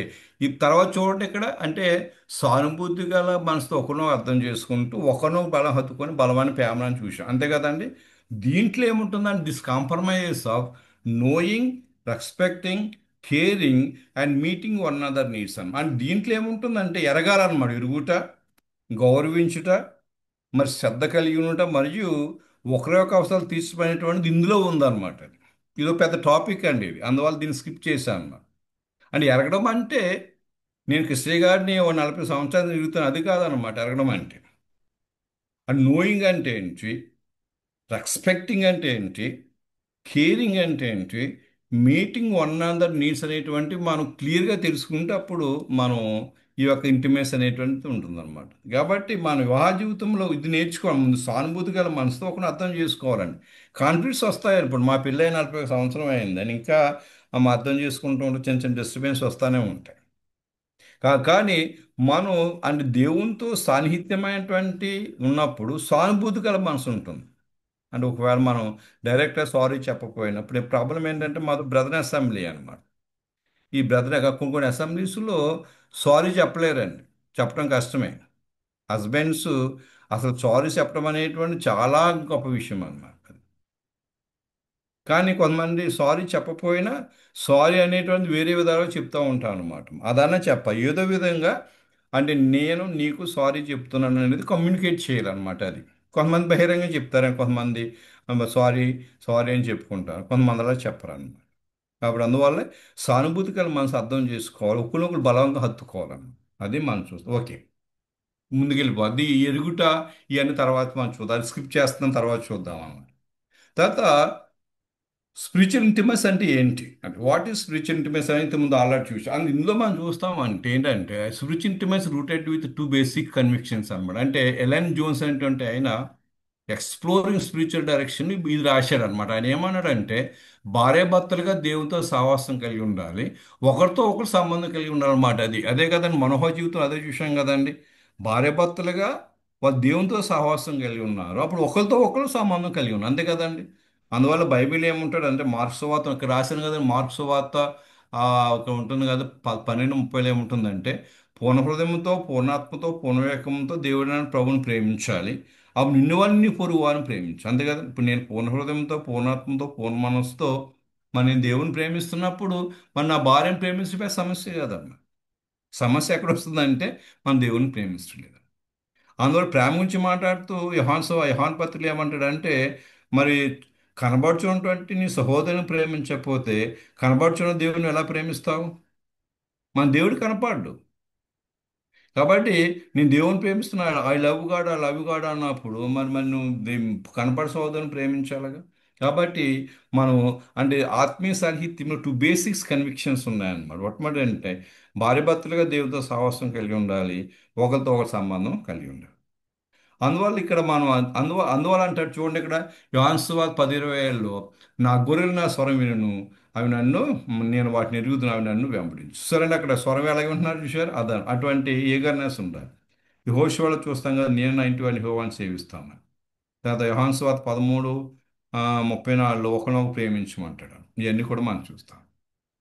అంటే అంటే పర్పస్ ఆఫ్ స్పిరిచువల్ మెచ్యూరిటీ ఏంటంటే ఇది అనమాట. అంటే స్పిరిచువల్ మెచ్యూరిటీ ఏంటంటే spiritual maturity draws a couple closer to God and closer to one another. అంటే భార్యాభర్తలు దేవునితో దగ్గరగా ఉండడానికి, ఒకరు ఒకరు దగ్గరగా ఉండడానికి నడిపిస్తుంది అన్నమాట అది. అంటే ఎప్పుడైతే మనం దేవునితో సహవాసం చేస్తూ ఉంటామో ఒకరినొకరు క్షమించేసుకుంటాం. బైబిల్ ఏముందండి, కోపం ఉంటే ఆ ప్రొద్దు అంటే దాన్ని ఏమంటారంటే ప్రొద్దు అది కుంకుమ ముందే చీకటి పడక మునిపే ఉండమంటారు. అంతే కదండి. పండుకునేటప్పుడు మా ఇద్దరు కూడా చక్కగా మాట్లాడుకుని క్షమించుకుని పండు. కొంతమంది ఒకే మంచం మీద పండుకుంటారు కానీ ఒకడు ఆ పక్క ఒకడు అటు ఒకటి ఇటు తిరిగి పండుకుంటారు. మన బాడీస్ ఎక్కడ తగులుతాయని చెప్పేసి కొంతమంది మధ్యలో పిల్లోస్ పెట్టుకుంటారు అనమాట. తెలుసు కదండి, ఈ టైప్ ఆఫ్ ఫ్యామిలీస్ ఉంటాయని. అర్థమైంది కదండి. కాబట్టి కొంతమంది అయితే 4-5 పిల్లోస్ పెట్టేసుకుంటారు మళ్ళీ మొహం కనపడకుండా ఉండడానికి అనమాట. అది కాదండి. అంటే భార్యాభర్తలు దగ్గరగా ఉండాలి, ఒకరితో ఒకరు దగ్గరికి కలిసి ఉండాలి. అక్కుల పిసుకలో చూడండి, ఇద్దరు కలిసి వాక్యం చేద్దాం, ఇద్దరు కలిసి కలిసి ట్రావెల్ చేస్తారు. అక్కుల పిసుకలు ఎప్పుడు కూడా ఒంటరిగా ట్రావెల్ చేసినట్టుగా రాయబడలేదు. కాబట్టి నువ్వు దేవునితో సహవాసం చేస్తున్నప్పుడు నువ్వు ఎప్పుడైతే దేవుని దగ్గరగా ఉంటావో అప్పుడు నువ్వు ఒకనొక దగ్గరగా ఉంటావు. రెండవది ఏంటంటే భార్యాభర్తలు క్రీస్తు రూపంలో ఎదగడానికి ఉపయోగపడద్దు అన్నమాట. Spiritual intimates enable a couple to grow into Christ like character. ఎప్పుడైతే భార్యాభర్తలు క్రీస్తు రూపంలో ఎదుగుతారో అప్పుడు వాళ్ళ మధ్య దాపరికాలు ఉండవు అనమాట. అది దాపరికాలు తెలుసు కదండి. అండ్ ఈయన ఏం ఇప్పుడు ఇంత ముందు అయితే చాలా ఇష్యూస్ ఉండే. ఇంతకుముందు ఏమైందంటే భర్త ఇంటికి డబ్బులు పంపాలనుకోండి అమ్మో పంపించేవారని. ఇప్పుడు లేదు కదండి, భార్య తెలియకుండా వాట్సాప్లో పంపించేస్తారు, ఫోన్పే చేసేస్తున్నారు అనమాట. భార్య ఇంటికి పంపాలనుకోండి తెలియకుండా పంపించేస్తూ ఉంటుంది దాపరిక. నువ్వు ఎప్పుడైతే నువ్వు దేవునితో దగ్గర సంబంధం కలిగి ఉంటావో అప్పుడు నువ్వు చెప్పవచ్చు కదండి. మరి మా భర్త చెప్పవచ్చు, మరి మా ఇంట్లో ఇబ్బంది ఉన్నాయి కాబట్టి నెలకి ఇంత మనీ పంపుతానని చెప్పవచ్చు. అలా భార్య కూడా చెప్పవచ్చు, అంటే కొంత అమౌంట్ పంపితే బాగుంటుంది. అంతే తప్ప దాపరికాలు ఉండకూడదు అన్నమాట. అని ఒకరు తెలియకుండా ఒకరు చేయటం అని అది సెక్యులర్ వరల్డ్లో మనం చూస్తాం. అని ఒకరు తెలియకుండా ఒకరు అది మనం చేయటం, అది బయటపడినప్పుడు విభేదాలు రావడం, విడిపోవడం అనేటువంటి చూస్తాం. కాబట్టి ఎప్పుడైతే మనం దేవుని దగ్గరగా ఉంటామో స్వరూపత ఎదుగుతాము, తర్వాత అది ఉంటుంది. అందువల్ల మీరు రిఫరెన్స్ రాసుకోండి. కొలస్సీ పత్రిక 3:12 ఉంటుంది. తర్వాత మీరు చదువుకోండి అన్నమాట. కొలస్సీ పత్రిక 3 కొలస్సీ పత్రిక 3:12 నుంచి మరి 15 వచనాల వరకు ఉంటుంది. తర్వాత మీరు రాసుకోండి అనమాట. ఇఫిస్ కూడా చేస్తారు. తర్వాత మూడవది spiritual intimates gives energy to power to couple to attack the Satan and evil forces. అంటే భార్యాభర్తలు అపవాదిని మరియు సాతాను శక్తి ఎదిరించడానికి మనకు ఉపయోగపడతాం. అందువల్ల ఒకసారి ఎఫీసు పత్రిక చూడన్నాము. ఒకసారి ఎఫీసు పత్రిక 6వ అధ్యాయం చూడండి. అక్కడ ఎఫీసు పత్రిక 6వ అధ్యాయంలో ఎఫీసు పత్రిక 6వ అధ్యాయం 10వ వచనం చూడండి. అక్కడ చదవండి. తుదకు ప్రభు యొక్క మహాశక్తిని బట్టి ఆయన యందు బలవంతులై ఉండు. మీరు అపవాది తంత్రములను ఎదిరించుటకు శక్తిమంతులగునట్లు దేవుడిచ్చు సర్వాంగ కవచమును ధరించుకొనుడి. ఏలయనగా మనము పోరాడినది శరీరులతో కాదు గాని ప్రధానులతోనూ అధికారులతోనూ ప్రస్తుత అంధకార సంబంధులకు లోకనాథులతోనూ ఆకాశ మండలమందున దురాత్మల సమూహములతోనూ పోరాడుచున్నాము. అందుచేత మీరు వాడిని ఎదిరించాలంటే అది దేవుడిచ్చే సర్వకవచం ధరించుకోమంట. అంతే కదండి. కాబట్టి సాతాను ఎదిరించాలన్నమాట. అంతేకాదు సాతాను శక్తులు ఎలాగ ఉంటాయి చెప్పండి అమ్మ. వివాహ జీవితంలో సాతాను శక్తులు ఎలాగ ఉంటాయి? ఈ మధ్యలో మా మిస్సెస్ ఒక ఫ్యామిలీ కాన్ఫరెన్స్లో సాటానిక్ అటాక్స్ అని చెప్పారనమాట. సాతాను ఇలా అంటే ఇలా మన మీద అటాక్ చేస్తాను. అంతే. ఇప్పుడు సాతాను మన మీద ఎలా అటాక్ చేస్తా చెప్పండి. దురాత్మ సమూహం అంటే ఏంటి? అంటే చాలా విచారకర విషయం ఏంటంటే చెప్పాను కదా, పోస్ట్ కోవిడ్ ఇది కోవిడ్ టైంలో ఈ యొక్క ఈ ఫోన్స్ బాగా ఎక్కువైపోయినాయి అన్నమాట. ఎక్కువైపోయినాయి. ఇప్పుడు పాపం అంతా కూడా మన దగ్గర ఉంటాడు మొబైల్స్లోనే ఉంటున్నాయి.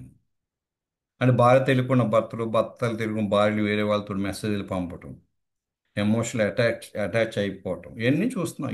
Even to the believers Christian leaders మనం చూస్తాం. ఎక్స్ట్రా మ్యారిటల్ అఫైర్స్ అంటారు కదా అని ఉంటున్నాం.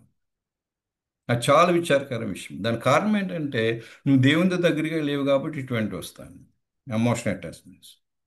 ముఖ్యంగా పాస్టర్స్ ఉన్నారని చాలామంది పాస్టర్స్ ఉంటారు కదండి. పాస్టర్స్ ఏం చేస్తున్నారు పాపం ఎప్పుడు బయటే ఉంటారన్నమాట. బయట ఎప్పుడు చాలా మందిని చూస్తూ ఉంటారు. ఇంటికి వచ్చేటప్పటికి ఇవి చాలా అసహ్యంగా కనపడతా ఉంటుంది అనమాట.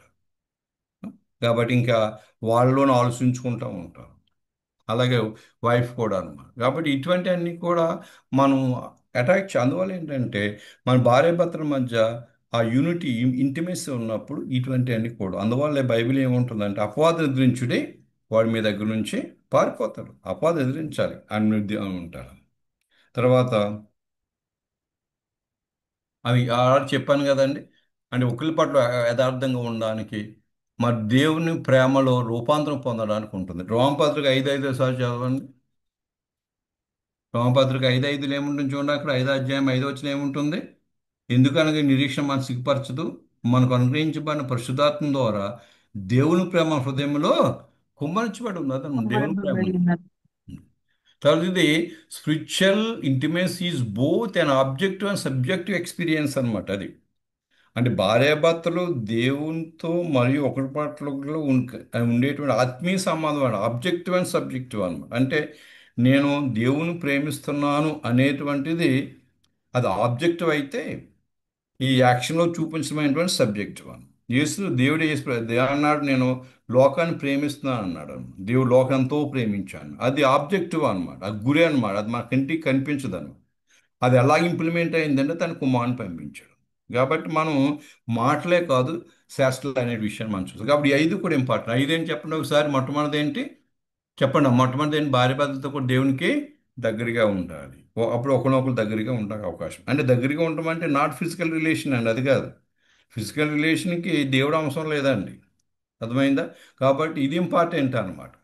రెండవది దేవుని స్వరూపంలో మార్చబడాలి. మూడవది అపాధిని సాతాను ఎదిరించాలి. నాలుగవది మరొకరి పట్ల యథార్థంగా ఉండాలి.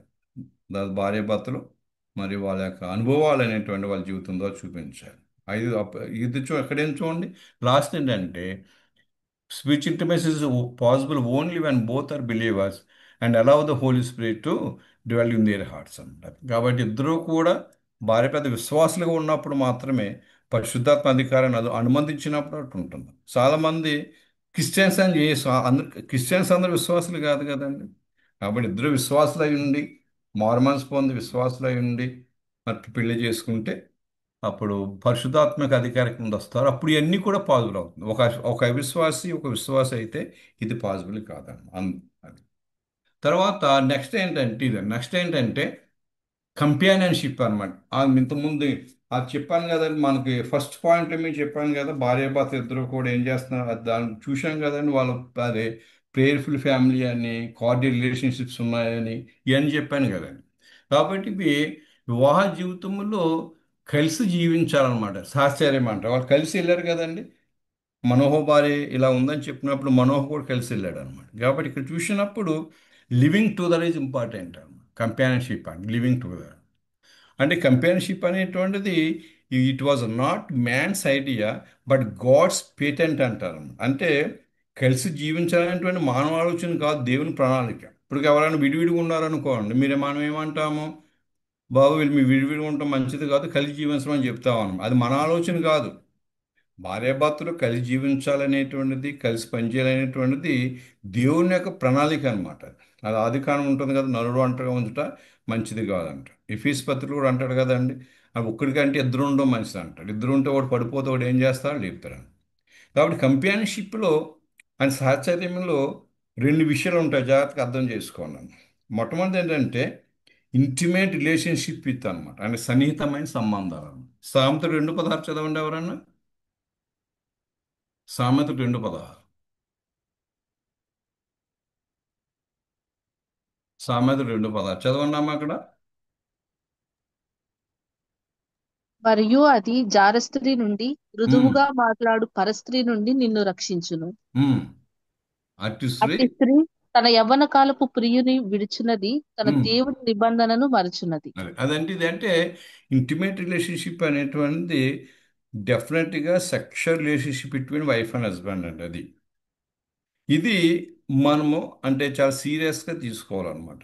అంటే చాలా క్రిస్టియన్ ఫ్యామిలీస్లో అంటే ఈ రిలేషన్షిప్ లేనందువల్ల ఎక్స్ట్రాడినరీ రిలేషన్కి వెళ్ళిపోతున్నారు అన్నమాట. అందువల్ల నేను చెప్పాను కదా, అందువల్ల ఏంటంటే భయం, నేను చాలామంది క్రిస్టియన్ కౌన్సిలర్స్ ఏం చెప్తారంటే డెఫినెట్గా భార్యాభర్తల మధ్య ఇటువంటి సన్నిహితమైనటువంటి సంబంధాలు ఉండాలి. అండ్ వాళ్ళు కొంత సమయాన్ని ఎలోన్గా గడపాలి. ఒకరి యొక్క శరీర అవసరాలు, లైంగిక అవసరాలు ఒకరు తీర్చుకోవాలనేటువంటి మనం చూస్తాం. కాబట్టి అంటే కంపానియన్షిప్లో అందుకంతగా అంటే అంటాడు కదా, నరుడు మానవుడు ఒంటరిగా ఉండటం మంచిది కాదంటాడు. వాటికి సాటి అయిన సహాయం ఎందుకంటే చాలా ఉద్దేశాలు ఉన్నాయి, కానీ మెయిన్ పర్పస్ ఇది కూడా ఉండదు. ఇది వన్ ఆఫ్ ది పర్పసెస్. కాబట్టి మనకి సెక్షువల్ రిలేషన్షిప్స్ ఉండాలి. నేను చాలా చోట్ల నేను పాస్టర్స్ కాన్ఫరెన్స్లో నేను మా విషయస్ మాట్లాడినప్పుడు చాలామంది పాస్టర్స్ కంప్లైంట్ ఏంటంటే, బ్రదర్ మా వైఫ్ ఏమాత్రం నాకు కోఆపరేట్ చేయదంట. కొంతమంది రాశారన్నమాట, బ్రదర్ మా హస్బెండ్ ఎప్పుడు కూడా సిక్లీగా ఉంటాడని చెప్తారు. చాలా విచారం మనం చాలా రాశారనమాట. అది ఒక మాట్లాడినప్పుడు క్వశ్చన్ రాయిస్తే చెప్పాను. అంటే పురుషులు హెల్దీగా ఉండే అసమానం కోల్డ్ కాఫ్ దగ్గు ఈ నొప్పి ఆ నొప్పి అంటే ఎలా ఉంటాయో చెప్పండి. అలాగే విమెన్ కూడా అతను నడుము నొప్పి, కాలు నొప్పి, తలనొప్పి అంటే కుదరదన్నమాట. కాబట్టి మనము హెల్దీగా ఉండాలి, హెల్దీ రిలేషన్షిప్స్ కలిగి ఉండాలి. ఒకళ్ళకి ఆ శరీర అవసరం ఒకరు తీర్చుకో. అందువల్ల అంటాడు కదండి, 2 కొరింథీయుల్లో పౌలు అంటాడు కదా, మీలో జాగ్రత్తం చదువుతున్నందువల్ల ప్రతి పురుషునికి ఒక స్త్రీ కావాలి, ప్రతి స్త్రీకి పురుషుడు కావాలి. అంటే పురుషుడు స్త్రీ, స్త్రీ పురుషుడు వారి యొక్క ధర్మాలను ఉంచుకోవాలన్నమాట. కాబట్టి కంపానియన్షిప్లో సన్నిహితమైన సంబంధాలు ఉండాలన్నమాట. రెండవది మలాకి 2:14 చూడండి. మలాకి 2:14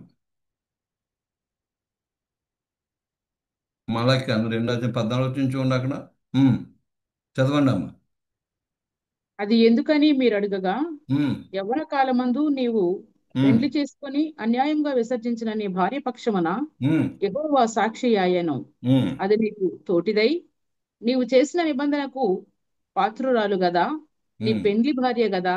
సరే బాధ కాబట్టి అదనమాట కలయిక ఇంపార్టెంట్ అనమాట. అంటే ఇప్పుడు మన యవ్వన కాలంలో వివాహం చేసుకున్నప్పుడు మరి భార్య భర్తలుగా ఉండాలి మనతో కదండి. ఇప్పుడు కొంతమంది ఏం చేస్తారు అని పెళ్ళైన వెంటనే ఇక వీళ్ళిద్దరికీ ప్రైవసీ ఉండదన్నమాట. ప్ర వీళ్ళ పేరెంట్స్ వాళ్ళ పేరెంట్స్ వస్తూ ఉంటారు దగ్గర. అది అందువల్ల వీళ్ళేమో అప్పుడు ఏమవుతుందండి, ఇప్పుడు వీళ్ళకేమో అటువంటి ఇంటిమేసి ఉండదు అనమాట, ఇరిటేషన్ వస్తుంది, కొట్లాలి. అందువల్ల మనం ఏం చెప్తామని మ్యారేజ్ అయిన తర్వాత కొంతకాలము మనం ఏం చేయాలంటే మనం ప్రత్యేకంగా ఉండాలి. ఈవెన్ ఇప్పుడు కూడా మనం డెఫినెట్గా ప్రైవసీ కొరకు ఒక రూమ్ ఉండాలన్నమాట, డెఫినెట్గా. అప్పుడేమో మన అని దీని కొరకే కాదు, మనం కూర్చొని మాట్లాడుకుంటాను, ప్రార్థన చేసుకుంటాను, ఇవన్నిటి కొరకు కూడా మనకు ఉండాలి. అంటే ఇప్పుడు ఎలాగుంటుందంటే ఈ యొక్క స్పిరిచువాలిటీ అంటే నేను చాలా నేను మినిస్ట్రీకి వెళ్ళిపోతున్నాను, ఇచ్చేస్తాను అనేటువంటి దాని కింద మనం ఇటువంటి విషయాలు నెగ్లెక్ట్ చేయకూడదు అన్నమాట. అంతే చాలామంది అలా ఎప్పుడూ కూడా 24 గంటలు బయటే ఉంటారండి, డే అంతా బయటే ఉంటారు, రాత్రి వచ్చి నిద్రపోతారు. ఎప్పుడు ఏమేముందండి, అప్పుడు నువ్వు నిబంధన నువ్వు మరుస్తావు కదా, మర్చినట్టే కదండి. అప్పుడు మరి నువ్వు నీ భార్యకి కానీ భర్తకు కానీ నువ్వు అన్యాయం చేస్తున్నావు కదా. కాబట్టి ఈ విషయాలు మనం ఎందుకంటే చాలామంది బిలీవర్స్ ఫ్యామిలీస్లో ఇష్యూస్ ఉన్నాయన్నమాట. అందుకే చెప్తున్నాను అన్నమాట, చాలా ఇష్యూస్ ఉన్నాయి ముఖ్యంగా ఈ రిలేషన్ విషయాల్లో. చాలామంది అంటే కొన్ని ఏరియాలో భర్తల వెల్లింగ్గా ఉండకపోతాం, కొన్ని విషయాల్లో వైఫ్ ఫీలింగ్గా ఉండకపోతాం, ఇవన్నిటిలో సమస్య వస్తాయి. కాబట్టి అది చాలా జాగ్రత్త ఆలోచించాలి.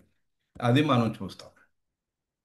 నెక్స్ట్ ఏంటంటే తర్వాత కంపానియన్షిప్ ఇంకోటి ఏంటంటే అది చూడండి అక్కడ, అంటే అదే together they speak of a relationship in which there is a constant commitment and intimate. అంటే నిలకడగా ఉండేటువంటి అంకిత భావం ఉండాలి, సాన్నిహిత్యం ఉండాలి. కింద ఒక ఈ లేవనుకోండి, చూడండి ఇక్కడ ఏముంటుంది చూడండి, both elements are essential to overcome loneliness అనమాట. అంటే చూడండి, అంటే ఒకవేళ నీ జీవితంలో ఆ కమిట్మెంట్ ఇంటిమేసీ లేదనుకోండి, అప్పుడు ఏమవుతుంది, లోన్లీగా ఉంటాం. చాలామంది పిల్లలు లోన్లీగా ఉంటారన్నమాట, అంతే కదండి.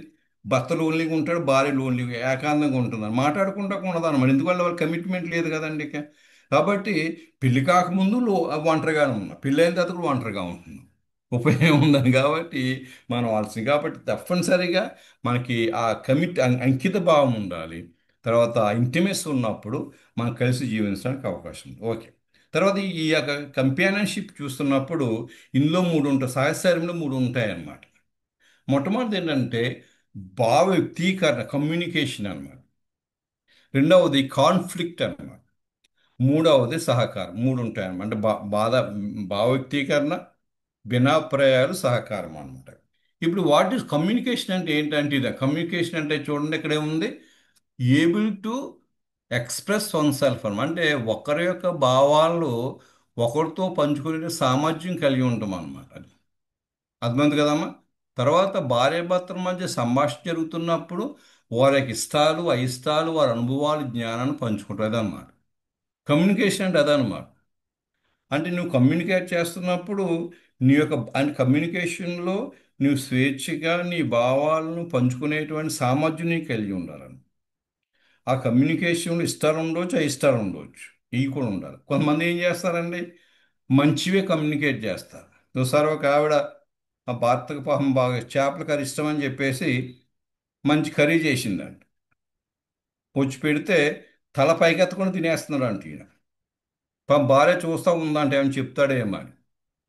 అప్పుడు ఆవిడ అడిగిందండి, ఏంటండి కర్రీ ఎలాగుందని చెప్తే ఆయన అన్నాడంట, బాగోపోతే చెప్తాను కదా అన్నాడంట ఆయన. సరే, మన ఇండియన్ కాంటెక్స్ట్లో బాగోపోతే చెప్తాం, బాగున్నప్పుడు చెప్పొచ్చు కదండి మరి. కాబట్టి కమ్యూనికేషన్ అది కాదు. కమ్యూనికేషన్ అంటే బాగుంటే బాగుందని చెప్పాలి, బాగలేకపోతే బాగలేదని చెప్పాలి. అది కమ్యూనికేషన్.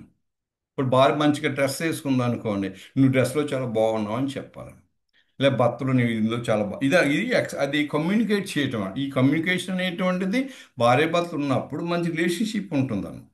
అంటే వాళ్ళ అనుభవాలు, జ్ఞానాన్ని పంచుకోవాలన్నమాట. అది దాన్ని కమ్యూనికేషన్ అంటే. అర్థమైంది కదా. కాబట్టి ఇవి మనం జరగాలని జరుగుతున్నాయంటారా మరి? చెప్పండి అమ్మా. గోపులపతి గారు చెబుతారు, జరుగుతున్నాయంటారా? మాక్సిమం జరగట్లేదు సార్, కానీ ఈ ఈ టైంలోనైనా జరగాలని ప్రార్థన చేద్దాం సార్. అదే మ్యాక్సిమం జరగటం లేదు. అదేంటంటే మ్యాక్సిమం ఏంటి మళ్ళా? మ్యాక్సిమం మినిమం రెండు ఉన్నాయా? బాగున్నా బాగాలేకపోయినా బాగుందని చెప్పాలండి. లేదండి, ఉన్నది ఉన్నట్టు చెప్పాలి బ్రదర్. లేకపోతే ఉన్నది ఉన్నట్టు చెప్పాలి. ఉన్నది చెప్తే కష్టం సార్.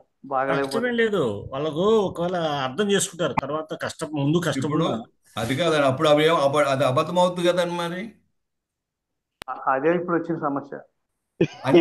అది కాదండి సమస్య. ఎందుకు అవుతుందండి అది? అది ఎందుకు సమస్య అంటే మొదటి నుంచి అది జీవితాంతము సమస్య. మళ్ళీ అబద్ధాలు చెప్పాల్సి వస్తుంది బ్రదర్. జీవితాంతము అది వేషధారణ అవుతుంది. అలా కాకుండా ఉన్నది ఉన్నట్టుగా సంభాషణ బలం ఎప్పుడు క్లియర్గా ఉండాలి. అవునంటే అవును, కాదంటే కాదు. అది మరి ఎందుకు ఉంటలేదంటే బ్రదర్ మీరు చెప్పండి, ఎందుకు ఉంటలేదండి? అది అంటే మనం ఫస్ట్కి వెళ్ళిపోయాం కదండి, స్పిరిచువల్ ఇంటిమేసీ లేదనమాట. అంతే కదా. ఇప్పుడు మనకి మనోహ వాళ్ళ భార్య గురించి చూసామండి, అంత యథార్థంగా ఉన్నారు కదా వాళ్ళు. మనోహ అందుకే వెనకెళ్ళాడండి. మనోహ అందుకే వెనకెళ్ళి ఉంటాడు. అదే మరి మనం ఎందుకు అది కాదండి. ఆయన అప్పుడు అంటే వాళ్ళ భార్య ఆ సంభాషణ ఎగ్జాక్ట్గా చెప్పింది అనమాట. విన్నాడు, మరి ఉండాలి కదండి మరి. అంటే భార్యాభర్తలు మరి అంటే ఇప్పుడు ఎలా ఉంటుంది, ఇప్పుడు మేము కూడా మా పిల్లలు పెంచేటప్పుడు మేము చెప్పేవాళ్ళం అనమాట. మీకు అంటే అన్నీ చెప్పండి, బోత్ బ్యాడ్ నెగిటివ్ చెప్పండి అని చెప్పేవాళ్ళం. అందువల్ల వాళ్ళు స్కూల్కి వెళ్ళినప్పుడు ఏదైనా బ్యాడ్ థింగ్ జరిగితే బ్యాడ్ థింగ్ చెప్పేవారు, గుడ్ థింగ్స్ గుడ్ థింగ్స్ చెప్పేవారు. అది మేము యాక్సెప్ట్ చేసేవాళ్ళం. అందువల్ల ఇప్పుడు కూడా పిల్లలు పుట్టినా కానీ వాళ్ళు అన్ని విషయాలు ఫ్రాంక్గా చెప్తారు, మేము ఫ్రాంక్గా మాట్లాడతాం. రాజరాజ్ అంకుల్, అలా కాదు సార్, అలా కాదు. బాగుంది అని చెప్తూనే ఏది తక్కువ ఉంటే అది ప్రేమతోనే చెప్తేనే బాగుంటది. మరీ బాగాలేదు, ఏం బాగా చేయలేదు అనే దానికంటే అది కొంచెం ఎక్కువ ఉంటే బాగుండేది, ఇది కొంచెం తగ్గించుంటే బాగుండేది, ఇంకా బాగుండేది అనే విధంగా చెప్పాలి. మీరు కింద సెంటెన్స్ చదవండి సార్. మీరు తెలుగులో రాసి చెప్పండి, చదవండి. చదవండి బ్రదర్ మీరు. భార్యాభర్తల మధ్య సంభాషణ జరుగుతున్నప్పుడు వారి యొక్క ఇష్టములు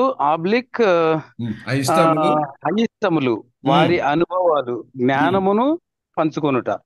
జ్ఞానంతో చెప్పొచ్చు కదండి మీరు. అంతే కదండి, జ్ఞానంతో చెప్పొచ్చు కదా. అలాగనే సార్, మరి జ్ఞానంతోనే చెప్పాలి, బాగుంది అంటూనే కొంచెం తక్కువలో ఎక్కువలు ప్రేమతోనే చెప్పాలి. మరి సిస్టర్స్ మీరు చెప్పండి, వైఫ్స్ మీరు చెప్పండి, మీరేమనుకుంటున్నారు? లాజరస్ అంకుల్, చెప్పండి. ఇంకా ఉంటే నెక్స్ట్ మంత్ కంటిన్యూ చేద్దాము. ఇక్కడ క్వశ్చన్ అవర్ కి టైం ఇద్దాము. ఓకే ఓకే, సరే అయిపోయిందిలేండి. ఇంకోటి ఉందన్నమాట, అది ఇంకోటి. ఓకే. ఒకళ్ళ అభిప్రాయాలు ఒకళ్ళు అంగీకరించాలి, భార్య భర్తల మీద నమ్మకం పెట్టుకోవాలి. ఓకే. తర్వాత ఇది ఇంపార్టెంట్, కాన్ఫ్లిక్ట్ అన్నమాట.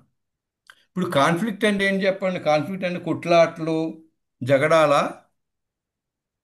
కాదన్నమాట. కాన్ఫ్లిక్ట్ అంటే ఏంటంటే ఉం? చెప్పండి ఒకరి అమ్మా. ఒకరు పంచుకోవటం, ఆ? ఒకరు ప్రాబ్లమ్స్ ఒకరు పంచుకొని సమాధానంతో వెళ్ళటం అనుకుంటానండి. అది ఏం అంటే అది కాదు. ఇక్కడ ఏమంటే అంటే భార్యాభర్తల మధ్య అంటే కాన్ఫ్లిక్ట్ అంటే అభిప్రాయ భేదాలు అనమాట. అది కాన్ఫ్లిక్ట్ అంటే కుట్లాట కాదండి, కుట్లాట జగడాలు కాదనమాట. అంటే when a couple conflict, they are comparing perspectives about the particular issue both face are them. And భార్యాభర్తల మధ్య అభిప్రాయ భేదాలు వచ్చినప్పుడు ప్రత్యేకమైన పరిస్థితుల్లో జరిగిన సంఘటన పట్ల వారు ఎదురైన పరిస్థితుల దృక్పథాలు తెలియజేస్తారు అనమాట. అది ఇప్పుడు ఎలాగుంటుందంటే, ఇప్పుడు భర్త భార్యని వాళ్ళ అమ్మోళ్ళ ఇంటికి తీసుకెళ్ళాడండి, ఉదాహరణకు అనుకుందాం. తీసుకెళ్ళినప్పుడు ఏమైందంటే, ఎప్పుడైతే తీసుకెళ్తాడో ఈ భర్త ఏం చేస్తాడంటే వాళ్ళ అమ్మ నాన్న వాళ్ళ చెల్లెలు అందరం చూసేటప్పుడు ఎగ్జైట్ అయిపోయి ఈ భార్యను పట్టించుకోవడం అనమాట. 2-3 రోజులు ఉండి వచ్చేస్తారు. వచ్చినప్పుడు తర్వాత భార్య చెప్తా అనమాట, అంటే అండి ఇలా మీరు మీ అమ్మోళ్ళ ఇంటికి తీసుకెళ్లారు కదా, నన్ను పట్టించుకోలేదు మీరు, అందువల్ల నేను చాలా ఒంటరిగా ఫీల్ అయ్యాను, అభద్రతా భావం వచ్చింది, కాబట్టి మీరు అలా చేయకుంటే బాగుండేదేమో అని తన అభిప్రాయం చెప్తుందండి. అప్పుడు మీరేం చెప్పాలి? వెంటనే చెప్పండి అమ్మ, ఏం చెప్పాలి? చేసిందని చెప్పాలి సార్. ఇలా చేయకుండా ఉంటే బాగుండేది, ఏదో కొంచెం వాళ్ళతో ఎక్కువగా మాట్లాడినాను, మిమ్మల్ని కూడా ఇన్వాల్వ్ చేసి వాళ్ళతో కలిసి మాట్లాడితే బాగుండేది అని చెప్పుకొని సర్దుకొని పోవాలి. అలా పోతే సమస్య ఉంటుంది కదా, సమస్య ఉండదు కదండి. సమస్య ఉండకుండా ఉండడానికే చేయాలి సార్. అయితే మనం అలా చేస్తారని చాలా మంది ఏం చేస్తారు, ఇప్పుడు అలా చెప్పింది అనుకోండి, వెంటనే ఏమంటాడు ఈయన, నువ్వు మాత్రం ఏం చేశావు, మొన్న మా అమ్మ మా నాన్న వచ్చినప్పుడు నువ్వేం చేసావు అని అంటాడు కదండి. ఆమె కూడా అంత సవ్యంగా చెబితే బాగానే అంటారు కదా. మీ ఇంటికి అన్నప్పుడు ఏమవుతుంది, అదేమవుతుందంటే జగడాలు అవుతాయి, అది జగడం అంటారు, కలహాలు అంటారు. అప్పుడు ఏమవుతుందంటే వాళ్ళు ఇంకా ఫైటింగ్ చేసుకుని ఇంకా డిస్టర్బెన్స్ అయిపోయి విడిపోతారు అనమాట. ఇక్కడ ఆమె ఏంటంటే కూడా కాదు సార్, ఆమె కూడా వాళ్ళ ఇంటికి తీసుకెళ్ళినప్పుడు ఇంటికి వచ్చిన తర్వాత మీరు నన్ను పట్టించుకోలేదని సవ్యంగా చెబితే బాగానే ఉంటది. సవ్యంగా చెప్పకుండా మనసులో అది పెట్టుకొని సతాయిస్తా ఉంటే అందువల్ల ఏంటంటే మనం అంటే కంపారిజన్షిప్ గురించి మాట్లాడుతున్నాం కదా. సహచర్యం అనేటువంటిది దేవుడు దీన్ని దైవనమోని కింద వస్తుంది అనమాట. డివైన్ డిజైన్ అంటారు మన టాపిక్ అనమాట. అంటే దేవుడు మానవుణ్ణి క్రియేట్ చేసినప్పుడు ఈ సహచర్యం ద్వారా కూడా చేశారు. ఈ సహచర్యంలో దేవుని ప్రణాళిక ఏంటంటే వాళ్ళు మంచిగా భావ వ్యక్తీకరణ చేసుకోవాలి. రెండవది ఏంటంటే వాళ్ళ యొక్క అభిప్రాయాల్ని పంచుకున్నప్పుడు ఒకరు ఏం చేయాలండి, మంచిగా చేసుకోవాలి. అందువల్ల అంటాడు కదండి, ఇక్కడ ఏమంటాడంటే ఆ, వాళ్ళ మధ్య అభిప్రాయ భేదాలు వచ్చినప్పుడు ఏం చేయాలి, వాళ్ళు చక్కగా సర్దుబాటు చేసుకోవాలన్నమాట. అంతే తప్ప మీరు అన్నది కరెక్ట్. అప్పుడు ఏం చెప్తుంది ఆవిడ హార్ష్గా చెప్తుంది, ఈయన కూడా హార్ష్గా సంభావించు. అలా కాకుండా మనం చక్కగా చెప్పాలి, ఆ విషయాలు మర్చిపోవాలి, అది చేయాలి. కాబట్టి ఇక్కడ ఏంటంటే కాన్ఫ్లిక్ట్ అంటే ఏంటంటే మా భార్యాభర్తల మధ్య అభిప్రాయాలు వచ్చినప్పుడు అంటే ఒక ప్రత్యేక పరిస్థితుల్లో జరిగేటువంటి ఇన్సిడెంట్ని వాడు చెప్తారనమాట. వచ్చినప్పుడు వాళ్ళు మంచిగా దేని చేసుకోవాలి. ఇంకా అందువల్ల ఏంటంటే మనం ఇక్కడ చూడండి, in marriage both spouses are thinking people capable of differences. ఇద్దరూ కూడా ఆలోచించేటువంటి వ్యక్తులు అనమాట. కాబట్టి అందువల్ల డెఫినెట్గా డిఫరెన్సెస్ ఉంటాయి. అందువల్ల మహాత్మా గాంధీ 1978లో ఫ్యామిలీ వెల్ బీయింగ్ అనేటువంటి దాని గురించి ఏదో కాన్ఫరెన్స్కి వెళ్ళాడు. అంటే అందులో ఈ మొరార్జీ దేశాయ్ అంటే ఆయన ఏం చెప్తారండి, if married couple never ever disagree they must be idiots అంటారు. మరి కాబట్టి ఏంటంటే భార్యాభర్తల మధ్య అభిప్రాయ భేదాలు రావాలన్నమాట. అభిప్రాయ భేదాలు వచ్చినప్పుడు ఏం చేయాలంటే అది దేవుని సంధానంలో సరి చేసుకోవాలని. ఒక అభిప్రాయ భేదాలు ఎందుకు రావటం లేదంటే అర్థం ఏంటంటే ఇద్దరు మాట్లాడుకుంటారు లేదని. ఇద్దరు మాట్లాడుకున్నప్పుడు డెఫినెట్గా అభిప్రాయ భేదం వస్తుంది. ఎందుకంటే నువ్వు 20 సంవత్సరాలు ఒక ఇంట్లో ఒంటరిగా పెరగవచ్చు, ఆవిడ ఒంటరిగా పెరగొచ్చింది. కాబట్టి అది మనం చూడాలి. మూడోది ఏంటంటే సహకారం అన్నమాట. అంటే దేవుడిచ్చి బాధ్యతలను సక్రమంగా నెరవేర్చుకుని విధేయత కావాలి. ఆల్రెడీ చెప్పాం కదండి. అంటే భార్య భర్తలు ఒకరిని సహకరించుకున్నప్పుడు ఒకరు సమాజాలన్నీ కూడా చేయాలి. దానికి డిఫరెన్స్ చెప్పాను కదండి. ఇప్పుడు ఆయన ఫిస్ పత్రిక 5:1 చెప్పాను కదండి. అంటే క్రీస్తు భయంతో ఒకరినొకడు లోబడి ఉండాలి. ఇక్కడ చూడండి, ఇక్కడ పిక్చర్ చూశారు కదండి. సహకారం అంటే ఇదన్నమాట, అందరూ కలిసి పని చేసుకోవాలని. అది తర్వాత మరి ఈ మూడు కూడా భార్య భర్తలు ఏక శరీరం నడిపించడానికి సహాయపడతారు. అంటే మరి దేవుని ఉద్దేశం ఏంటంటే అక్కడ కాబట్టి పురుషుడు తన తల్లిని తనని విడిచి భర్తను భార్యను హత్తుకుంటాడు, వారు ఏక శరీరం ఉంటారనే విషయం ఇక్కడ మనం చూస్తాం. కాబట్టి వివాహ జీవితంలో చేయాలని.